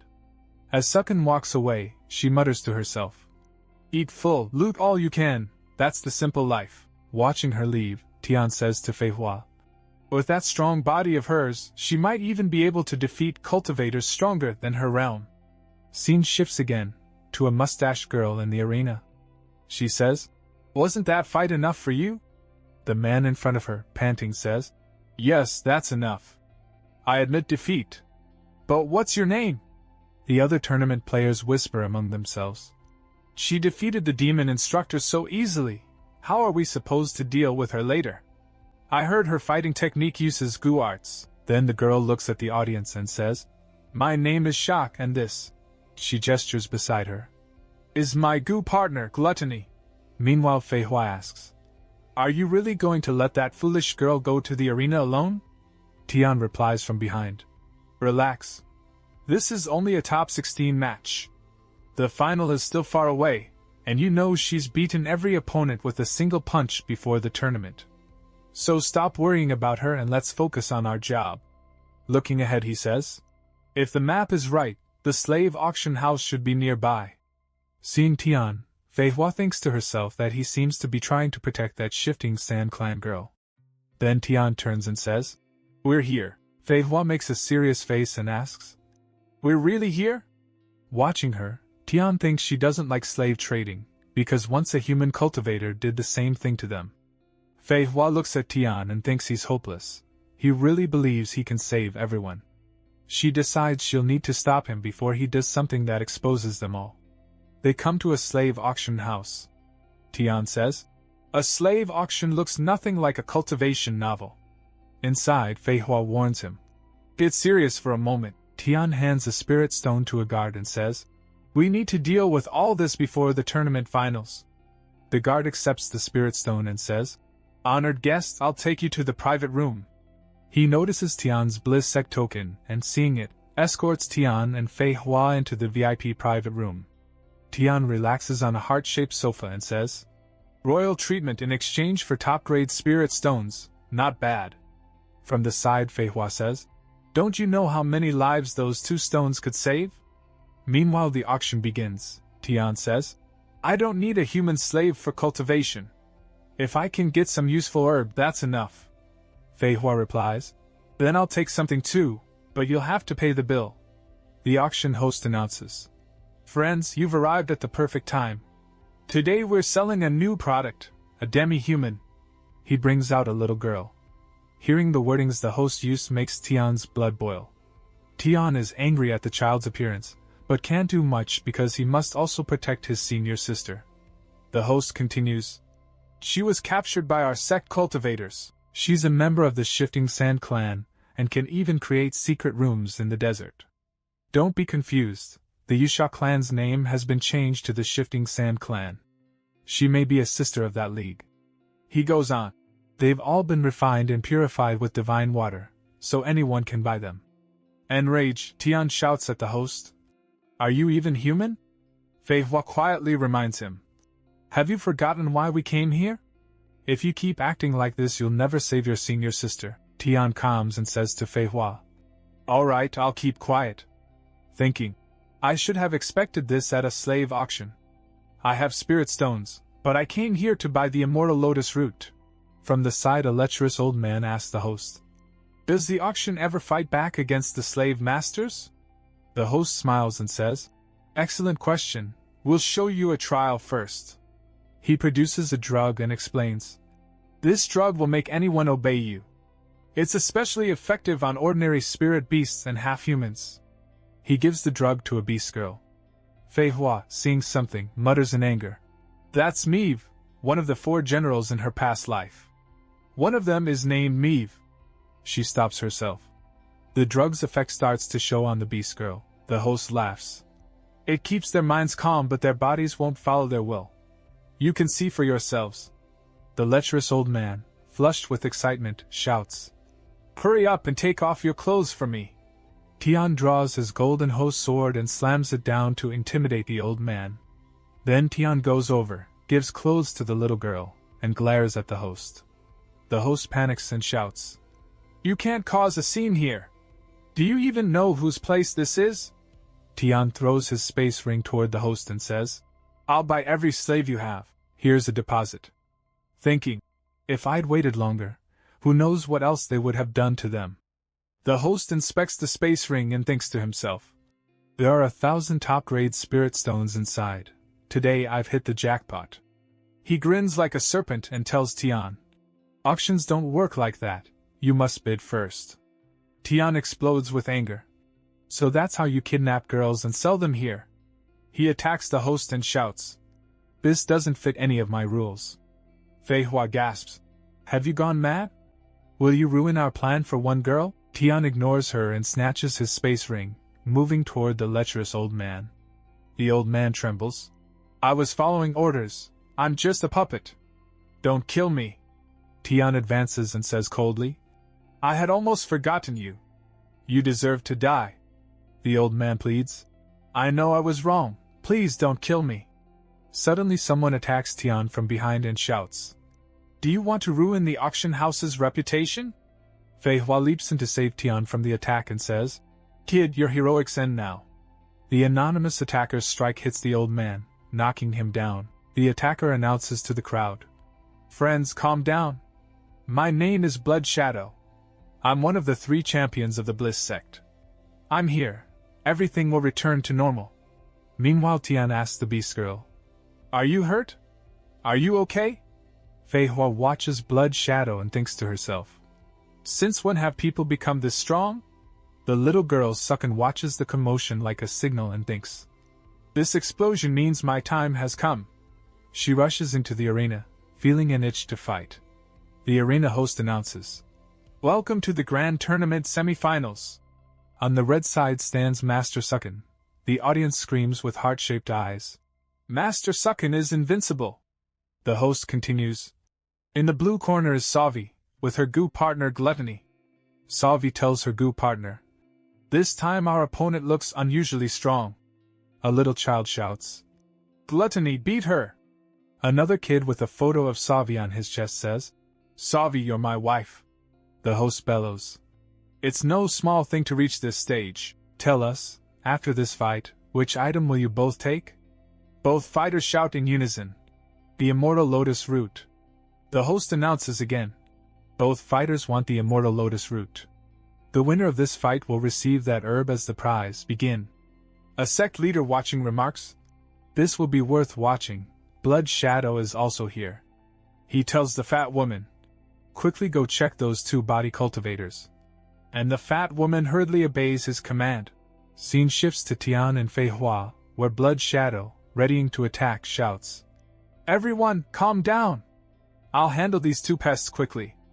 After that the auction will return to normal." Seeing Blood Shadow, Tian tells the little girl who was being sold at the auction, "Little sister, hurry and hide behind me."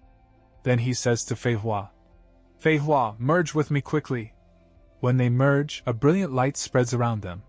Seeing such intense light, Blood Shadow laughs while attacking Tian. "Nice trick to stop my attack, but your petty tricks won't work on me. I don't even need to open my eyes to kill you." He lunges at Tian, but Tian easily blocks the strike with Fei Hua's power. Blood Shadow senses something and thinks, there's an overpowering aura coming from them, and the girl has disappeared. They must be using a dual cultivation technique. He suddenly feels odd. Then, unexpectedly, Fei Hua's vines burst out from inside his sword and bind him. He mutters, "This is a demon art." Taking advantage of that moment, Tian grabs the little girl and runs, shouting, "I think these vines will hold for a while. Little sister, cling to me tight. We'll get out fast." The beast girl replies, "Big brother, forgive me, my body's not responding." Enraged, Blood Shadow powers up and roars, "Did you think those vines could hold me? You fools don't know I'm called by another name besides Blood Shadow, Fire Shadow." He burns all Fei Hua's vines and frees himself. Tian, startled, says, "I'm sure this will be the villain's final power-up scene." Blood Shadow then yells while attacking, "The one you're running off with is property of this auction house. Put her down now." Tian dodges the attack. Fei Hua presses her hand to the little girl's throat and warns Blood Shadow, "Don't come any closer. Take one more step and I'll kill her." Tian shouts at her, "Are you crazy? Do you think Blood Shadow will be scared by your empty threats? How do you even know he won't do it?" Fei Hua, angry, replies, "How would you know unless we try? How will we know he won't kill some auction slave to protect his reputation?" Blood Shadow hears Fei Hua's threat and raises both hands, saying, "Don't do that, we can talk." Tian, astonished, asks, "Are you really going to do that?" The blood demon laughs and pulls out a space ring. "Yes, what did you expect? I won't say nonsense. This distance is enough." He activates the Beast Command Simmer ring and recalls the Beast Girl back into the ring. Addressing the audience while holding the space ring, he declares, "These Beast Girls aren't human. Space rings were made to control beasts like these. If you're too shy to tell your wife, just hide them in your ring." A nearby fat spectator says, "This ring's features aren't bad." A thin man adds, "With Blood Shadow's sales pitch, anyone would buy ice in winter." Blood Shadow approaches Tian and jokes, "If I kill this intruder, the auction house will compensate you, and you'll get a 20% discount during the second half." The lecherous crowd shouts, "I'll buy everything! Take all my spirit stones!" Fei Hua, seeing Blood Shadow approach, says, "We've been exposed. We must retreat." But Tian, serious, tells Blood Shadow, "How can you treat a living person like livestock? Fei Hua whispers to Tian. Because you know, blocking his attack drained almost all our power. He's reckless again. She shouts from behind. Do you want to die, and drag me into this? That opponent is far stronger than any you've faced, stronger than the previous sect leader June. And as he said, that little girl isn't human anymore. Tian falls quiet and listens. Then, turning angrily to her, he snaps. And you, all that big talk, are you even human? How others react to Tian's words I don't know, but I enjoyed Fei Hua's expression. He continues angrily. You might be a demon queen or something, and maybe I'm only a tool to you, but I've always seen you as a person, as my friend. Fei Hua, stunned, thinks, is he really that stupid to call me his friend? Tian, farming aura, says to Fei Hua. If you like, call me soft-hearted. Even with all our power, if we can't save one person, what is the point of that power? If I were you, I'd risk my life for you too. At that moment, Blood Shadow sneaks behind Tian and launches a backstab. Save your speeches for the grave. He decapitates Tian in one strike, but it's only an afterimage. Blood Shadow is briefly surprised and thinks, did he dodge it in midair? Tian says, if I'd hesitated even a little, my head would be gone. Fei Hua says, I saved you twice now, so don't lose focus. Tian attacks Blood Shadow with vines and says to Fei Hua, don't worry, I'll grab the Sumeru ring and run. Blood Shadow easily dodges and taunts. Did you really think the same trick would work again? He cuts the vines with fire power, spawns many Fire Shadow clones, and assaults Tian. Let's see how you escape this, Tian counters. Sword attack, even at me. He draws his golden shovel sword and strikes all the clones. The system announces, Cloud Fation SOD has accepted new host. Blood Shadow struggles to block Tian's powerful sword strike and thinks, how can he have a superior grade artifact? Tian looks at his sword and says, this is my golden shovel sword, it finally accepted me as its master. Watching Blood Shadow's situation, Tian thinks, so this is the true power of a superior grade artifact. All the clones are gone, I can kill him now, but Blood Shadow activates his secret art, Blood Garment Grand Art, causing the blood of the audience to flow toward him. A spectator panics. Blood Shadow, you can't do this, we're guests. Blood Shadow replies, dear guests, don't worry. I'll only use your bodies. Once I kill that intruder, I'll free your dead bodies. Enraged, Tian attacks and shouts, you monster, die now! Meanwhile, Sukken is fighting Gluttony, Savi's goo partner. Exhausted, Sukken sits and says, facing me head-on like this is really interesting. Savi replies, I can't believe it either, you fought my boxing goo partner so long. Tell me, do you want the Immortal Lotus root to save someone? Sukken angrily gives a middle finger and says, go save some old man. I don't care. Let's restart this fight. Watching their fight from afar is the fat woman, one of the 3 champions of the Bliss sect, who remarks with a smug face. My luck is amazing. I never expected they'd both turn out to be girls. Then Xiaowi's goo partner, Gluttony, attacks Shukuin with a punch. Shukuin dodges the attack and counters, saying, try the taste of my cloud-splitting palm. Gluttony fails to block her strike and is blown away, crashing some distance away. Seeing this, Shukuin relaxes a little. But suddenly, Xiaowi appears from behind Gluttony and launches a surprise attack on Shukuin, shouting, now's my perfect chance to defeat you. However, Shukuin easily blocks Xiaowi's dangerous kick with one hand and smirks. What's this? Didn't you eat before coming here? Even a bug could stop such a weak attack. Then she grabs Xiaowi's leg, spins her around, and says, the bug I fought before you had far more power than you. After that, she throws Xiaowi out of the arena, shouting, bugs like you don't have permission to stay in this ring. Seeing Xiaowi flying out, the host yells to the audience, is Xiaowi's opponent really that strong? Could this match already be over? But just before Xiaowi falls out completely, her goo partner Gluttony rushes in and stops her fall. Seeing this, Xiaowi smiles and says, Gluttony, great job! However, Shukuin, glaring furiously from below, yells at the host. This is clearly cheating. One of the fight's rules was that no one can use cultivation power. The host replies calmly. It may look shameless, But Xiaohui's Gu partner didn't use any cultivation power. He only used his flying ability, so it doesn't count as cheating. After that, Xiaohui takes a deep breath and says, "It's time." Hearing this, Shukuin narrows her eyes and says, "Trying another trick on me again, are you?" But before she can finish, both Xiaohui and Gluttony rush at her together, shouting, "Try blocking this attack! This is our strongest move!" They unleash their combined strike, causing a huge explosion. The host shouts, "Xiaohui's attack was incredibly powerful.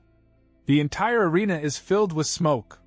From inside the smoke, Shukun walks out calmly and says, "Even after combining your strength, that attack was so weak it didn't hurt me at all. Looks like I'll have to fight you seriously now." Xiaohui, coughing from the smoke, steps out and replies, "From this moment, I acknowledge you as a truly worthy opponent." After a while, as the dust settles, the host looks at the destroyed arena and says, "Because of Xiaohui's one attack, the entire arena is in ruins. Even the defensive formation we built for the audience's safety has collapsed. The match will be resumed later." Suddenly, a woman named Fatty appears behind the host and says, "There's no need for that. This fight isn't stopping here." She steps forward and declares, "If either of you wants to become the champion, you'll have to defeat me first. Because I'm the champion of this arena." The host quickly interrupts, saying nervously, "But great hero, have you forgotten? By doing this, you're breaking the sect master's rules. At least give us time to rebuild the protective formation before you act." Fatty glares at him with a terrifying look and says coldly, "You dare lecture the great hero of Bliss sect about rules?" The host trembles and says, "I don't have the power to teach someone like you about rules," but Fatty slaps him hard and says, "Good. Since you know your mistake, that slap is your punishment." Then, taking a dramatic hero's stance, she announces, "No rules of this sect apply to me. But as I said earlier, whoever defeats me in battle will win both the final prize and the champion's title. After all, we are all women, so I'm making this competition easier for you." Hearing that, Shukuin thinks, "Looks like my mask has come off."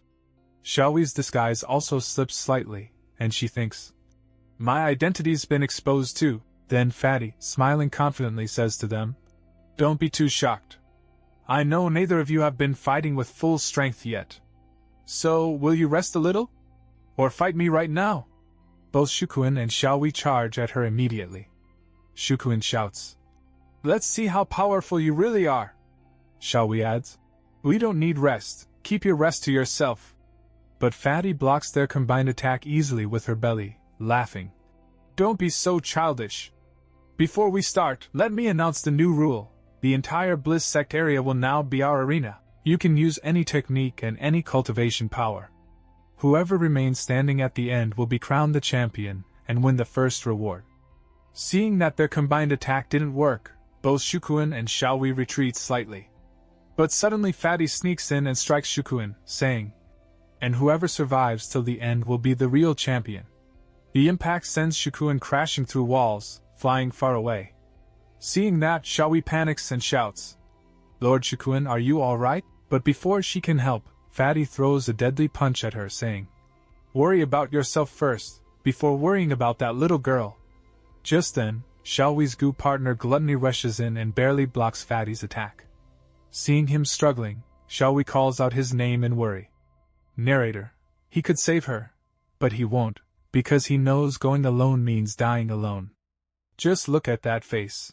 Makes me angry seeing a girl look like that. Back to the story. Fatty's attack is deflected by Gluttony's forearms.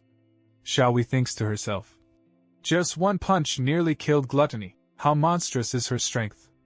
Then strange rumbling sounds echo around them. Xiaohui asks, "Gluttony, do you hear that noise?" We then see Shukuin, who has now enlarged her body to a massive size, destroying the sect. Furious, she shouts, "I never thought someone like you would dare sneak attack me. Because of you, I feel completely humiliated." Seeing Shukuin's gigantic form, the three others are stunned. Then Shukuin unleashes heaven-rending palm and falling star technique, striking Fatty so hard her face flattens. The shockwave sends everyone nearby flying away. Gluttony saves Xiaohui just in time, and she says, Lord Shukuin is truly an incredible cultivator. After the attack, Shukuin frowns and says, "Did I miss my target? That's never happened before." Then, standing on a pavilion, Fatty laughs. "Ha! Did you really think I couldn't dodge such a petty attack? The oil I applied to my body makes it impossible for you to grab me." But before she can finish bragging, her foot slips on the oil and she falls face first from the pavilion. The author reduces Fatty's aura to minus level, and Shukuin, looking disappointed, says, "Seriously? He knew he might fall, yet still climbed up there just to act cool." Shaohui comments, "What if he dies from that fall? Do we win the tournament then?" But Fatty, smiling secretly, thinks, "To defeat both of them at once, I'll have to face extreme difficulty. That's why I pretended to fall. Now their guard is down." Thinking this, she curls her body into a ball and says, "Now I can use my forbidden art, Bliss Disco technique." She bounces off the ground like a ball and hits Shukuin's chin with a fierce strike.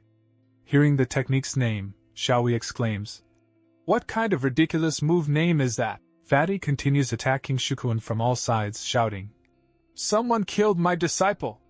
I'll calm my rage only by taking both your lives." Shukuin blocks every strike, but Fatty's attacks are so fast that Shukuin can't counter at all.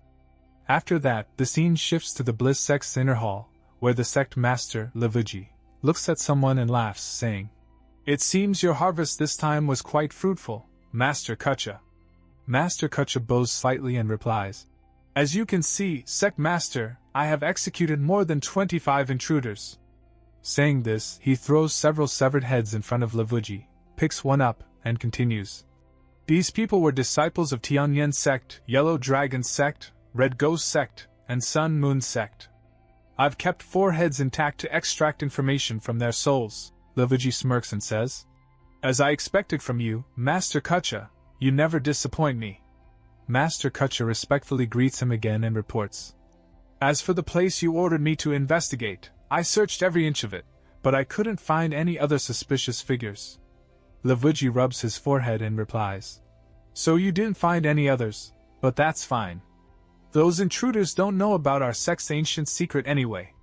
Once the ceremony is over, we'll learn exactly who dared to enter our sect without permission." Master Kucha hesitantly asks, "I understand everything you've said, Sect Master, but may I ask something?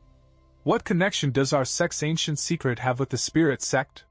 Is that the reason they're providing us protection?" Levuji chuckles and says, "You've asked a good question. But tell me, do you know how the Spirit sect became one of the top sects in the world today?" Master Kucha nods and replies, "To be honest, the Spirit sect's founder, the White Spirit Emperor, was the most powerful cultivator of his time. Since then, his descendants have used his name to suppress others." Levuji smiles faintly and says, "In one sense you're right, but the real reason is something else. Do you know what lies behind all the powers we know, spirit cultivation, goo insects, and demonic energy?" Master Kucha frowns and says, "I don't quite understand what you mean, Sect Master." Levuji's voice turns solemn as he explains, "The cultivation levels we know today were created by the White Spirit Emperor himself. There are 8 realms in total: Earth, Mystic, Heaven, Primordial, Desolation, Cosmos, and finally, Universe. In history, even the mightiest cultivator, the White Spirit Emperor, reached only the Desolation realm, and he was the only one ever to reach it. Since that time, no one has been able to break through to that level again." Master Kucha gulps nervously and asks, "Alliance leader, does that mean you know if anyone has reached the Cosmos or Universe realm?" Levuji replies, "No single being has attained that level. Those beings are what I call the primordial gods. According to ancient legend, every blade of grass and every speck of dust across our entire universe was created by them. And yet, for some reason, one of those gods has been watching over our Shan Yuan world, and once guided the White Spirit Emperor's cultivation. If I could just find even a single trace of that god, I would gain the chance to transcend this dimension and easily destroy the descendants of the White Spirit Emperor." Hearing this terrifying plan, Master Kucha trembles and falls to his knees, exclaiming, "So according to you, the primordial god, the creator of this world, isn't just a myth, but real?" Levuji smiles darkly and says, "You're absolutely right. Compared to him, all galaxies are mere toys. The White Spirit Emperor himself is nothing but a speck of dust among the countless grains in his hands. Master Kutcha's face turns pale as he asks, "You plan to slaughter countless people and perform endless soul searchings just to find traces of this god? Is that your true intention?" Lavuji steps closer, eyes gleaming. "You're correct. By collecting information this way, I'll gain the favor of the primordial god and destroy the White Spirit sect completely. The Spirit sect may appear mighty now, but in truth, it's small. After I crush them, I'll conquer every sect in this world." Lavuji smirks and walks closer, saying, "What's wrong, Master Kutcha? Why do you look so afraid? Tell me, do you wish to stay trapped in this world forever? Whenever a cultivator is about to break through to the Desolation Realm, the Spirit sect either recruits him or kills him if he refuses. Do you want to serve under such tyrants? Or join me?" Master Kutcha quickly shakes his head. No, I would rather serve under you, Alliance Leader." Lavuji grins, a smile that only traitors wear. "Good. You can relax then. You're the only one who knows my secret. No one else." Master Kutcha bows deeply. "Don't worry, Sect Master. I'll keep your secret locked inside my heart forever." Lavuji laughs softly and says, "I am Lavuji. Every plan I make serves my benefit. So don't regret your choice, you'll soon see it was the right one." Master Kutcha nods and replies, "I'll obey all your orders, Sect Master. But still, there are things I don't quite understand." Lavuji laughs again, pulling out 2 crystals, and says, "Oh? What part don't you understand?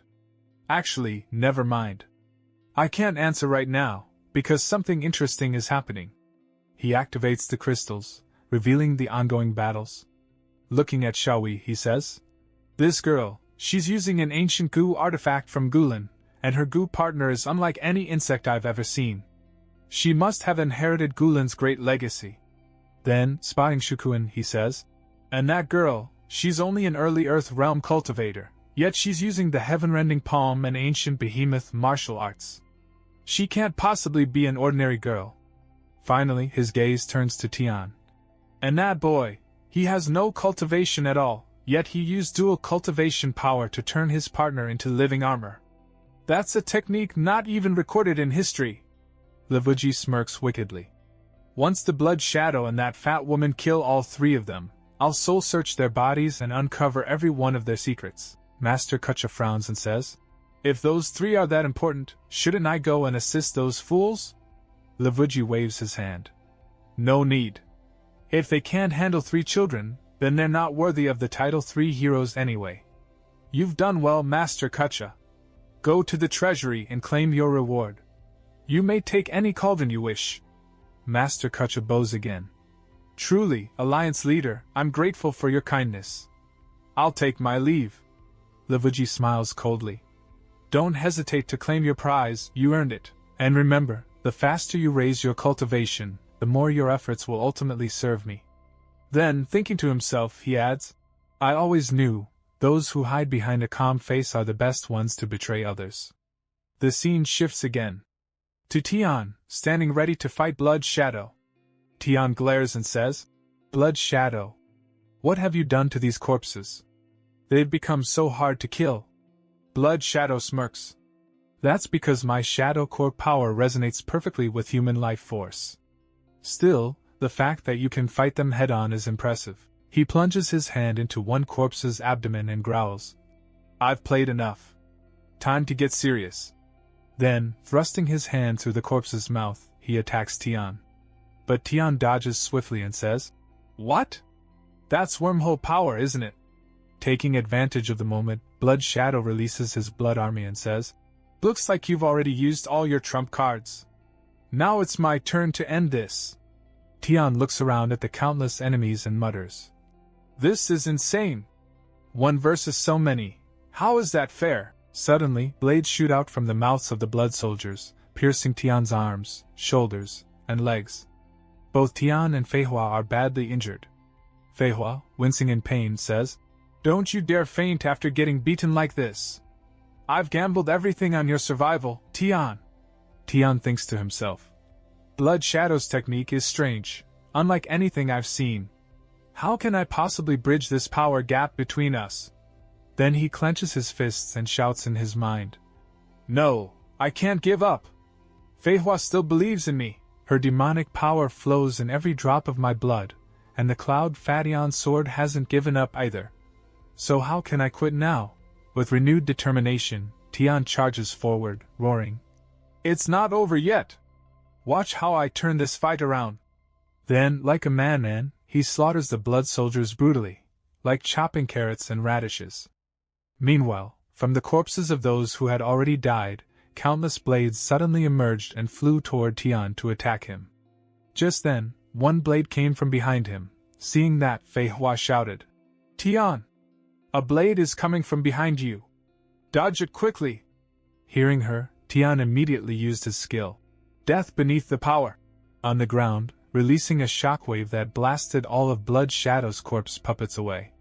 He stepped out from the explosion and prepared his next attack, saying, I don't think Blood Shadow will give me even a second to recover. Then he thought to himself, I can't keep using such powerful strikes repeatedly. If I attack 2 more times like that, I might pass out from mana loss. Looking ahead at Blood Shadow, he muttered in his mind, it doesn't look like he plans to let me go today. His attacks are too fast and unpredictable. It's a real headache to dodge them. Blood Shadow sat atop a pillar, laughing wildly. Ha! Now this is fun! Seeing your full power excites me. Don't tell me you're already tired after such a small fight. I still want to play with you more. Hearing that, Tian clenched his fists and thought, he's too fast for me. Wait, why didn't I think of this trick before? He grinned confidently, imagining himself like a captain rallying his crew. Now I'll show you who the real main character of this cultivation novel is. Tian pulled out the flower that had grown on his shoulder and said, The technique I'm about to use is called Death of Beneath the Peony. Seeing this, Blood Shadow laughed mockingly. Ha! I didn't expect you to be hiding a trick all this time. But no matter what you try, you'll never land a hit on me. This technique will only waste your energy. He commanded his blood army. Go! Tear that foolish boy to pieces. But before they could move, Tian planted the flower seed directly into his chest.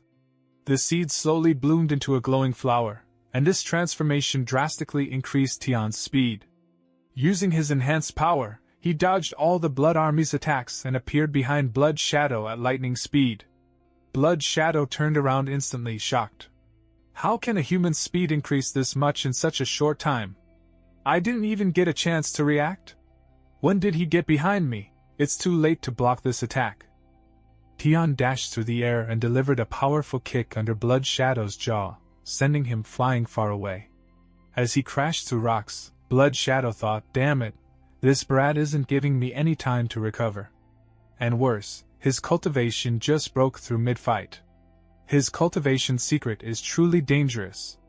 But Tian appeared again right in front of him, ready to strike with the Cloud Fation sword. Using lightning-fast movements, Tian pummeled Blood Shadow mercilessly, turning him into his personal punching bag. However, due to continuous fighting after his breakthrough, Tian's stamina began to drop, and he started panting heavily. Watching the battle, Feihua smiled proudly. Tian, you did great! Just a few more attacks like that, and Blood Shadow will be finished. But Tian ignored her words, thinking, my body is struggling to maintain this form. I never imagined that the novels and history I read back in my past life at school would actually help me in this life. He then began narrating mentally about a novel he once wrote. In the year 2030, alien monsters called Jerksworg invaded Earth. Humanity's monster hunting captain, Lin Xiu, used a gravity engine missile to destroy them all. That was humanity's first victory against the monsters. He then hid his face in embarrassment. I never thought that novel would flop so badly in the market. Suddenly, the system voice echoed in his mind, Congratulations, host. Your master of peony fusion has improved. Your fighting armor is being upgraded. Feeling the upgrade, Tian thought, so this is what leveling up feels like. All the wounds I took earlier are completely healed, Feihua shouted excitedly. I never thought you'd break through so fast. Tian flexed in his new form and said, It's not a full breakthrough yet, but it's definitely not normal either. Then he thought, my demonic power is slowly returning. If this keeps up, I can easily defeat Blood Shadow. Meanwhile, Blood Shadow emerged from the rocks, furious. You little brat! You think your power has stabilized right after a breakthrough? Do you really believe you can beat me in this state? If I catch you even once, I'll tear you to pieces. Tian looked at him coldly. Your death was decided the moment you chose to fight me. Fei Hua quickly warned. Tian, don't underestimate him. His cultivation is still one level above yours, and his blood techniques are hard to dodge. At that moment, Blood Shadow roared furiously, unleashing a monstrous aura. Now I'll show you what real cultivation power looks like.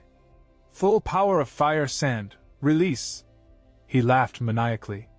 My body temperature is now over 1,000 degrees Celsius. Come on, brat. I challenge you, try touching me now. I admit you have guts and potential, forcing me to use my strongest form. The system suddenly warned Tian, danger detected. Host, fire weakens flower-type energy. You must retreat immediately. Tian replied firmly. Yes, I know I'm at a disadvantage against fire, but no matter what, I have to protect that little girl.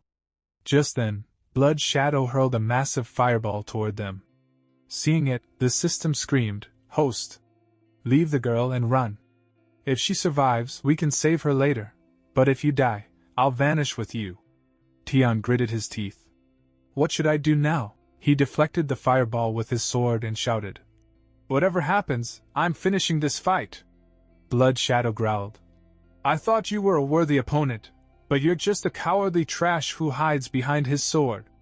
Watching Tian deflect the blast, the system cried, Host! How did you do that? Why didn't you tell me your power increased so much? You almost gave me a heart attack. Tian sighed internally. Out of all the cultivation systems, why did I get this stupid one? He dodged another of Blood Shadow's attacks and muttered. That attack was too fast. I couldn't even react. Don't I have any weapon that's not weak against fire? At that moment, the Cloud Fation's sword glowed and seemed to look at him with shining eyes. Blood Shadow laughed. What's wrong? Is my power too much for you? You're so scared. You're talking to your sword now. If you're that terrified, why not just run and leave the girl? He then shaped his fire into a deadly net-like attack and roared. Let's see how you dodge my net of malice. Just then, the restriction on the Cloud Fation's sword started to break. Its soul form appeared, taking the shape of a small girl, Tian said to the sword. Cloud Fation's sword, listen carefully. Use my half-demon essence to free yourself from the restriction and help me. I can't win this fight without you. He released her and formed a contract. Grant me your power so I can nullify that attack. Then, with the sword's help, Tian struck the fiery net with a devastating slash.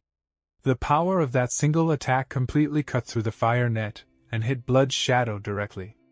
The single strike from Cloud Fation's sword utterly destroyed him, turning Blood Shadow into nothing but a broken mess. The sword spirit girl then said coldly, That attack was for daring to hurt my master.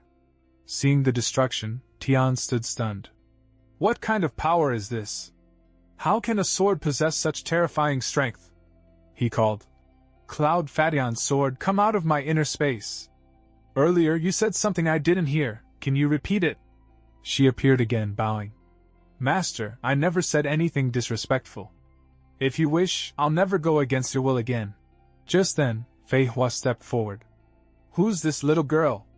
Are you planning to save her too? Tian replied. Don't you recognize her? This little girl is the Cloud Fation's sword. Fei Hua was shocked. I can't even sense her cultivation. Even as a demon empress, I can't gauge her level. The sword spirit smiled sweetly.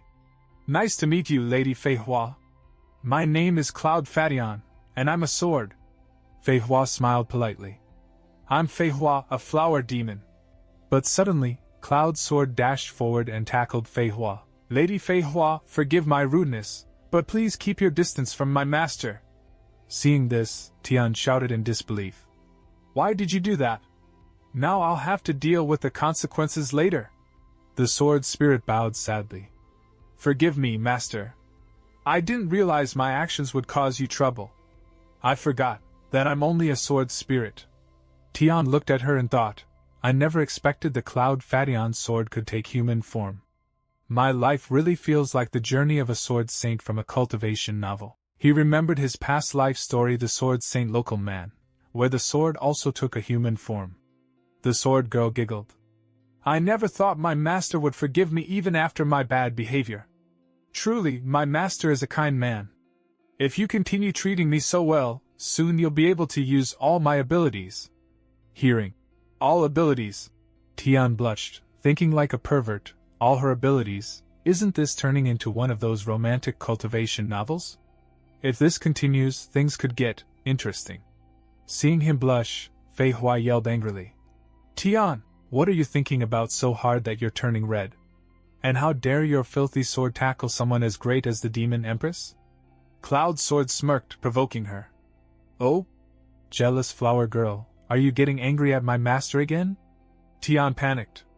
Hey, Cloud Sword, stop teasing her. And stop pinching me like that. Before you two start fighting, we should focus on saving that little girl first.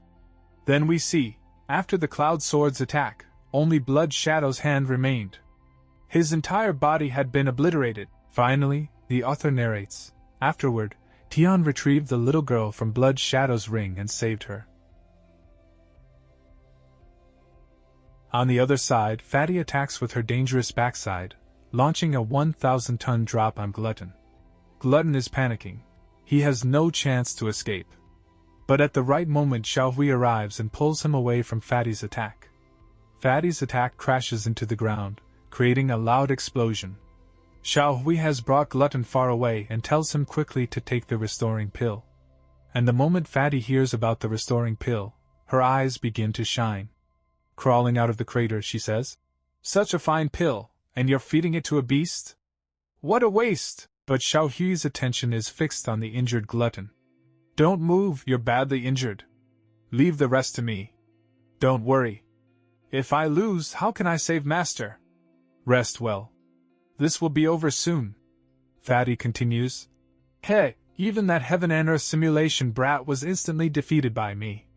Without that beast, how can you, a mere early-stage Earthrealm cultivator, fight against me at the peak of the Earth realm?" Xiaohui, furious, releases her aura and shouts. "She is more human than you are. Where is the immortal lotus root? Tell me now, or should I beat you until you're crying before you tell me?" Fatty licks her lips. "You want the immortal lotus root? If you win, it's all yours. But let's see if you have what it takes." Xiaohui strikes her own meridian to increase her power. Blood spills out, but her strength rises even more. She charges straight at Fatty and attacks her face with a powerful kick. Fatty is shocked, wondering how Xiaohui's power and speed have suddenly increased. But Xiaohui does not stop. She keeps attacking, blow after blow, giving Fatty no chance to breathe. Yet Xiaohui knows her power will soon run out. She must finish it quickly. Fatty endures many attacks and thinks, "What is this monstrous strength? She actually managed to injure me?" Fatty releases her aura, and the pressure pushes Xiaohui back. Fatty points a finger at her and says, "You brat! Do you want your meridians destroyed and become a cripple? After this move, you won't be in a good state either." Xiaohui clenches her fists. "I have a reason why I absolutely must win."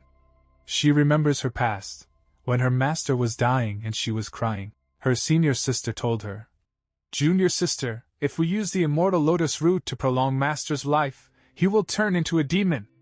Besides, the alliance of ultimate bliss is incredibly dangerous. Stop dreaming." She also remembers how people from her own sect mocked her. "Exactly. Do you want Master to become a monster? Stop tormenting the old man. Let him pass away in peace. Take your weird bug and get out of the sect." So she decided to leave the sect with Glutton to save her master. This was 10 years ago, when Xiaohui was still young and Glutton was small, and her master took care of them both. Remembering all this, Xiaohui regains her determination. "Master was the one who accepted me, an outcast.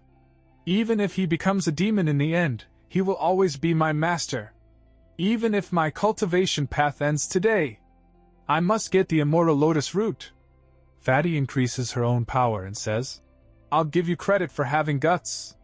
to actually force me to activate the blissful adamant body. Not even a heaven-rank cultivator could break my defense in one hit. Prepare yourself, brat. But Xiaohui steps forward and says, the one who needs to prepare is you. As Fatty attacks, Xiaohui dodges from the front, rushes in, and lands a powerful punch on Fatty's chest. Fatty flies back and crashes into a tower. The single punch injures her terribly. How is this possible? I can withstand a blow from a heaven-rank cultivator. How could my defense be broken by you? Xiaohui walks through the smoke. Ahem. I win. Give me the immortal lotus root. But Fatty pulls out a pill instead and screams. No. I didn't lose. I don't care. I want you dead. Xiaohui sees the pill and is shocked. It is a great recovery pill. But before Fatty can swallow it, Xiuqun grabs her with her giant jointed hands and lifts her up. I knew you were a dishonest bastard. Got you. Xiuqun begins squeezing Fatty. Fatty screams and begs, saying it hurts a lot. When Xiaohui sees Xiuqun is fine, she smiles. But Xiuqun is furious, an evil smile on her face. She looks at Fatty and says, Dead? This master was just closing my eyes to rest. Thanks to these two lasses, I was able to catch you. Terrified, trembling, Fatty says, Don't kill me, it's just an immortal lotus root, right? I'll send someone to the treasury to get it right now. Xiuqun replies, You're a dishonest person. You will take me to the treasury. Fatty keeps begging, asking her to stop squishing and let her go, she can give anything. But suddenly an explosion throws Fatty far away. Xiuqun returns to her original size and hands the great recovery pill to Xiaohui.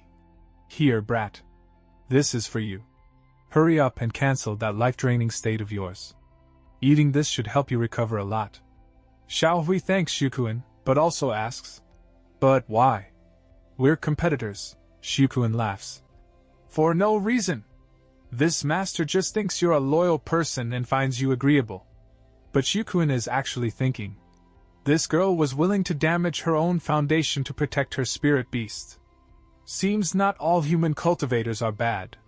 Just to be clear, even though you helped me, Lord, I won't give up the immortal lotus root. After taking the pill, Xiaohui begins recovering and says, You can have that whatever root. My goal is to get to the treasury. You're really giving it to me, Xiuqun says. TSK. Why isn't that Yuan kid here yet? Whatever, the two of us will head to the treasury first. Then Xiuqun treats Fatty like a dog, sits on her back, and orders her to lead the way. Behind them, Xiaohui watches everything happily, because now she might finally be able to save her master. On the other side, we see some disciples. They are terrified because someone just unleashed a deadly sword strike that cut an entire mountain in half with one blow. They run toward the opposite direction to rescue survivors. Then, we see 2 or 3 masked people completely covering their bodies. These people are Tian Yuan and Fei Hua. Fei Hua says, Don't you have that sword? You could just fight your way through. Why go to all this trouble to disguise yourself? Tian Yuan replies, You think power comes without a price? That last strike from Yundong nearly used up all the sword's origin I've accumulated over the years. Yundong and I are one life now. It's better to let her rest properly. From here on, we can only rely on ourselves. Tian Yuan tells the little girl, It's going to be very dangerous from now on. You have to stay close to me if you want to see your sister Li Tang, understand? The little girl nods. Tian Yuan thinks, I think Li Tang said she'd show me something after we rescued little sister? Something about a secret treasure of the Yisha clan? Forget it. Saving senior sister with the immortal lotus root is more important. And the 3 of them head toward the arena. On the other side, Alliance of Ultimate Bliss, Void Refining Pool.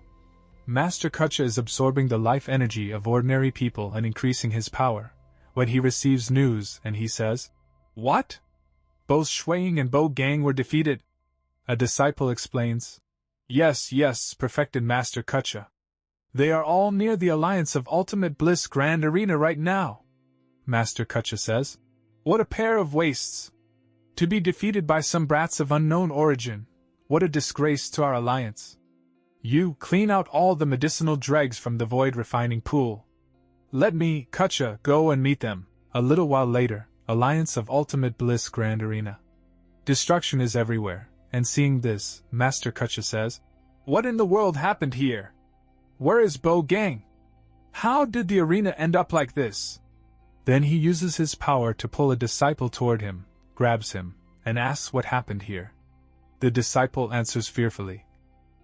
Reporting to the perfected master. Hero Bo Gang was taken hostage by 2 villains. They fought their way to the treasury. We disciples of the law enforcement hall couldn't stop them, another disciple says.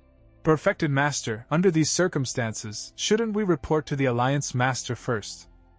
Master Kutcha replies, "No need. If I can't even handle a small matter like this, what kind of hero am I? How can I alleviate the Alliance master's worries? Gather the disciples and follow this old man to the treasury. We will definitely slay those thieves." And he thinks, the Alliance master's magical artifact can see everything.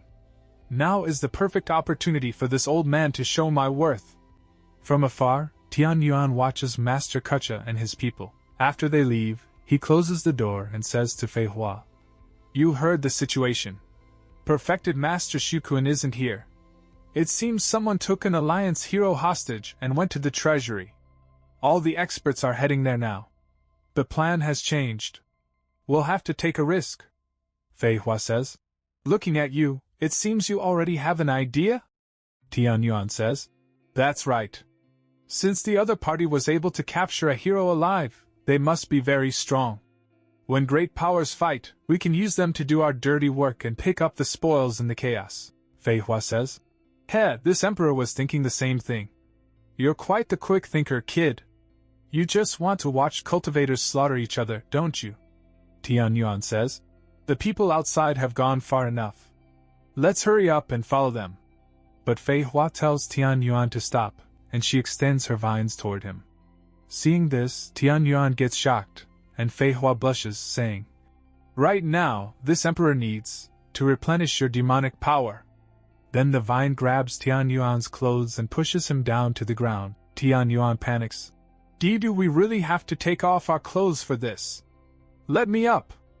But Fei Hua says, "To make contact with the flora's sacred body, the more surface area, the better, naturally." Tian Yuan thinks, "Damn it! The previous battle used up all my demonic power. I can't struggle at all." Tian Yuan gives up resisting, but Fei Hua covers his mouth with a vine and leans close, saying, "Shut up! For something like this emperor should be the one to take the lead.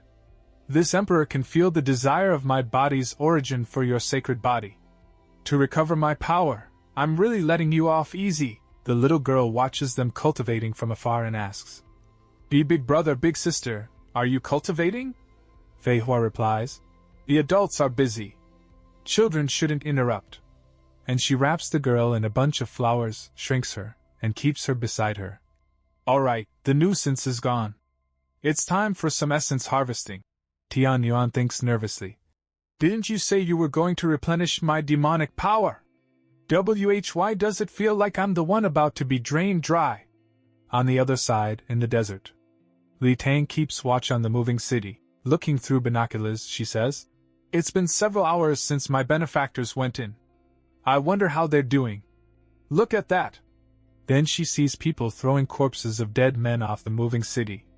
They say, "Perfected Master Kutcha is really absorbing a lot." "I know, right? He used up so many human cauldrons in one go. How long do you think these medicinal dregs will last?" They're all from the Yusha clan. They can probably still twitch for a few hours." Li Tang thinks, "Damn the Alliance of Ultimate Bliss. Are they going to roast my clansmen to death under the sun? I have to save them quickly while these turtle bastards aren't looking." The guards chat. "I hear there's a fight going on inside. Let's not get involved." The other says, "Sure. Why don't we make a bet on how long these guys can last?" Li Tang grows angrier. "Bastards, treating human lives like a game. I must. No, I can't. I promised to act as backup for my benefactors, and my cultivation is too low." But then one guard sees something in the distance. Li Tang is powering up, staring at them with anger, and she says, "Today, I will enact justice on behalf of the heavens, back to Tian Yuan." Because Fei Hua cultivated with him, Tian Yuan is completely drained, while Fei Hua looks fully charged. Seeing her, Tian Yuan thinks, "I was clearly replenished, so why do I feel such a deep sense of powerlessness? I really thought I was going to graduate from being a virgin today. This feeling of being allowed to touch but not eat is unbearable." Fei Hua smiles brightly, her whole body glowing. "My power has returned, just as I predicted. As long as this kid gets stronger, I can grow stronger and sink by absorbing his power.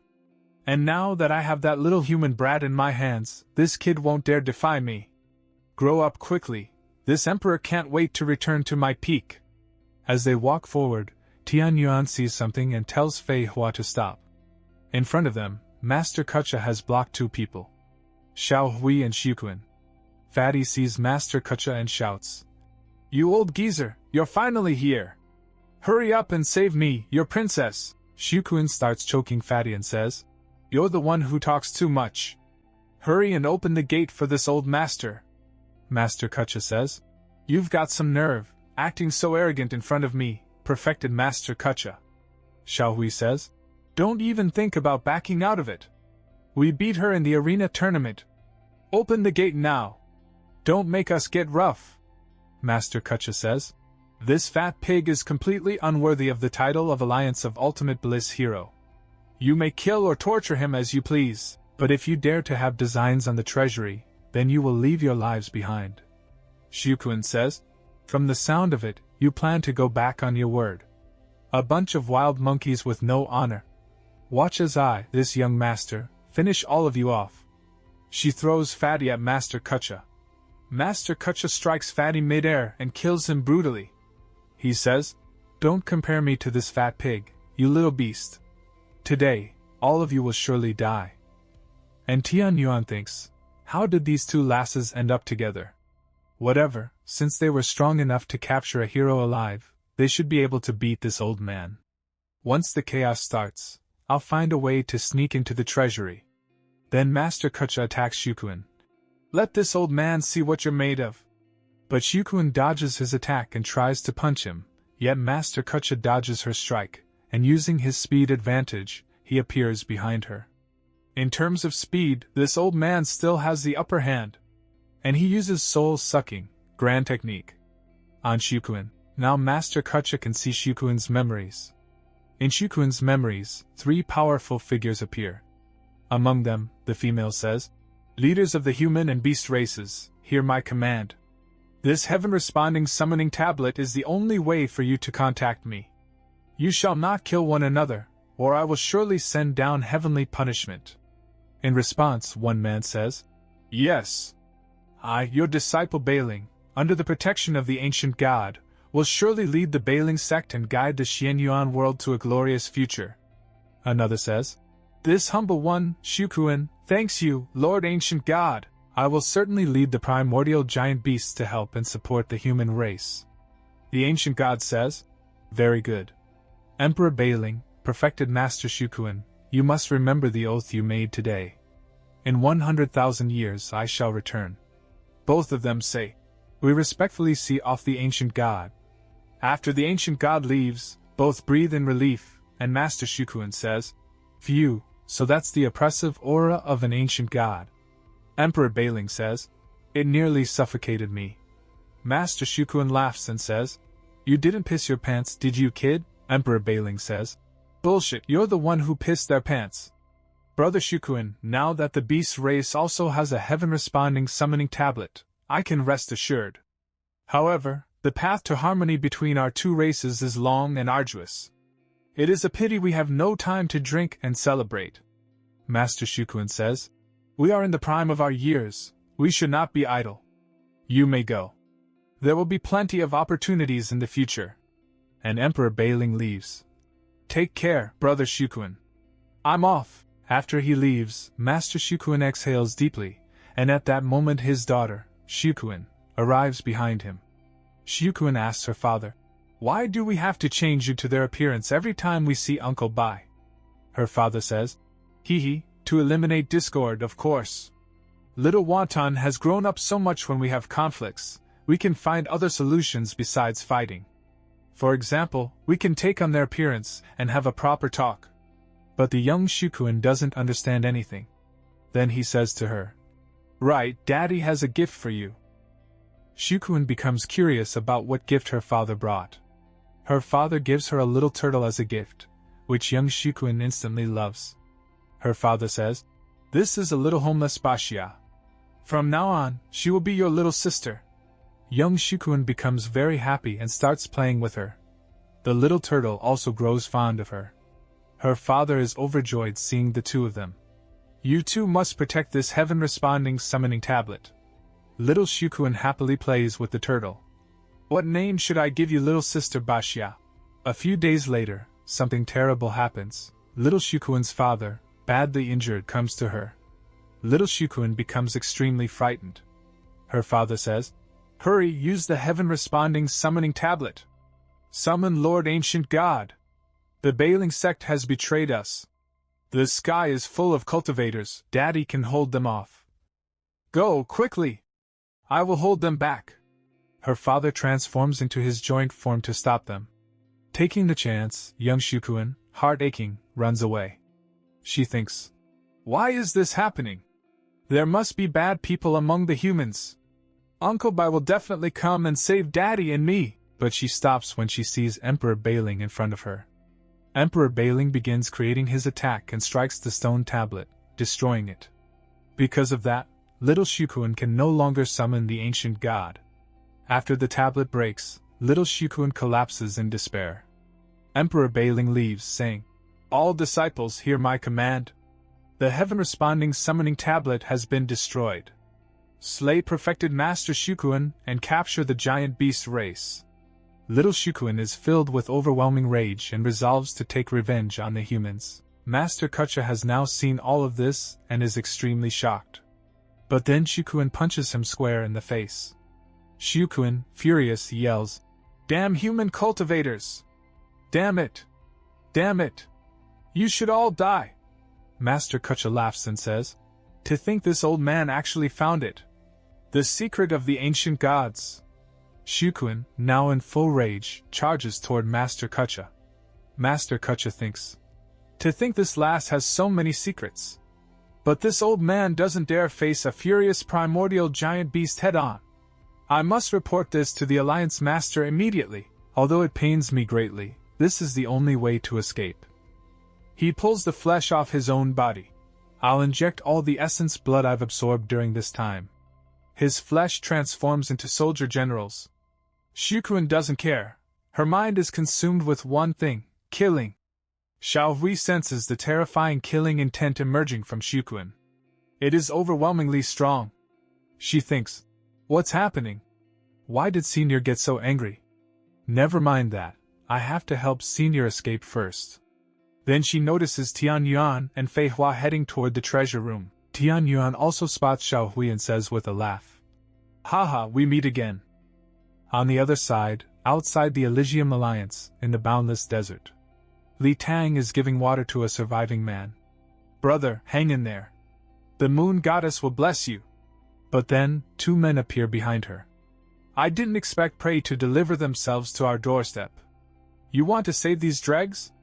Immediately, Li Tang uses quicksand burial, causing both men to sink into the sand.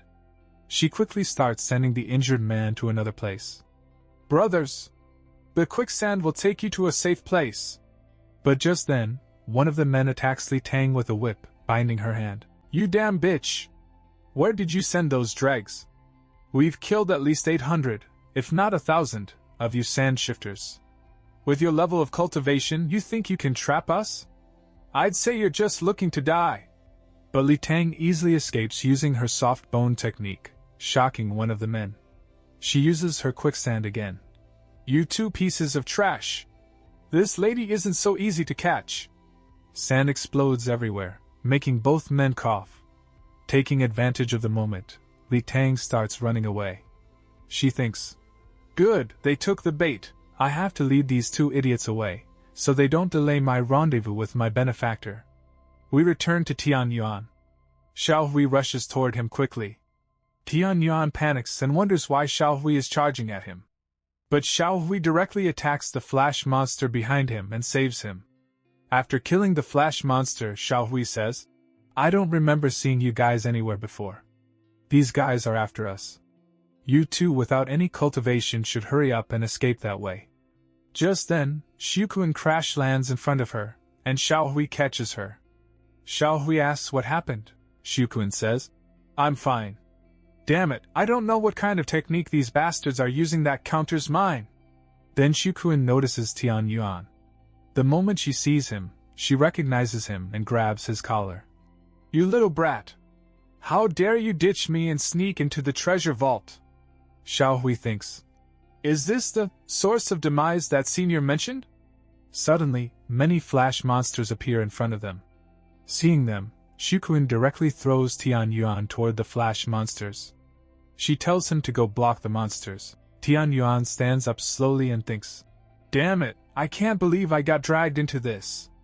And he says, "I can't hold on for much longer. It'll be bad if the Alliance Master shows up. If you have any tricks up your sleeves, you'd better use them now." To fight the flash monsters, Tian Yuan calls Fei Hua as well. But Xiao Hui tries to stop Fei Hua. However, Xiuquan drags her along and says, "Don't just stand there. Let's go." Xiao Hui says, "But senior, those two don't even have spiritual roots. How can they possibly hold off those pursuers?" Xiuquan says, "Anyone who can find their way to the treasure vault at a time like this can't be a pushover. Go!" They arrive before a giant door. Xiuquan begins generating thunder in her hands to break it open. She unleashes a tremendous attack on the massive door. Tian Yuan sees the terrifying strike from afar. "Holy shit! If you could do this, why didn't you do it from the start?" But Tian Yuan is surrounded by flash monsters and says, "It's never ending," Fei Hua shouts. "Hurry over! That girl is trying to take it all for herself." Because of Xiuquan's attack, the whole area has been destroyed. Then they spot another door leading down to the basement. Xiuquan says, "I knew the one above was a decoy. The real entrance is here. Little girl, go break open the door." Xiao Hui prepares to break the door, and Xiuquan uses her power. Xiao Hui assists, unleashing a powerful punch at the door. From a distance, Tian Yuan sees everything. "That girl Xiuquan wants to lock us out. Don't even think about leaving me behind. I still need the Immortal Lotus Root to save my senior sister." Berserk Pill Combination 2.0, Gravity Acceleration State. Tian Yuan disappears into the smoke while the flash monsters remain behind.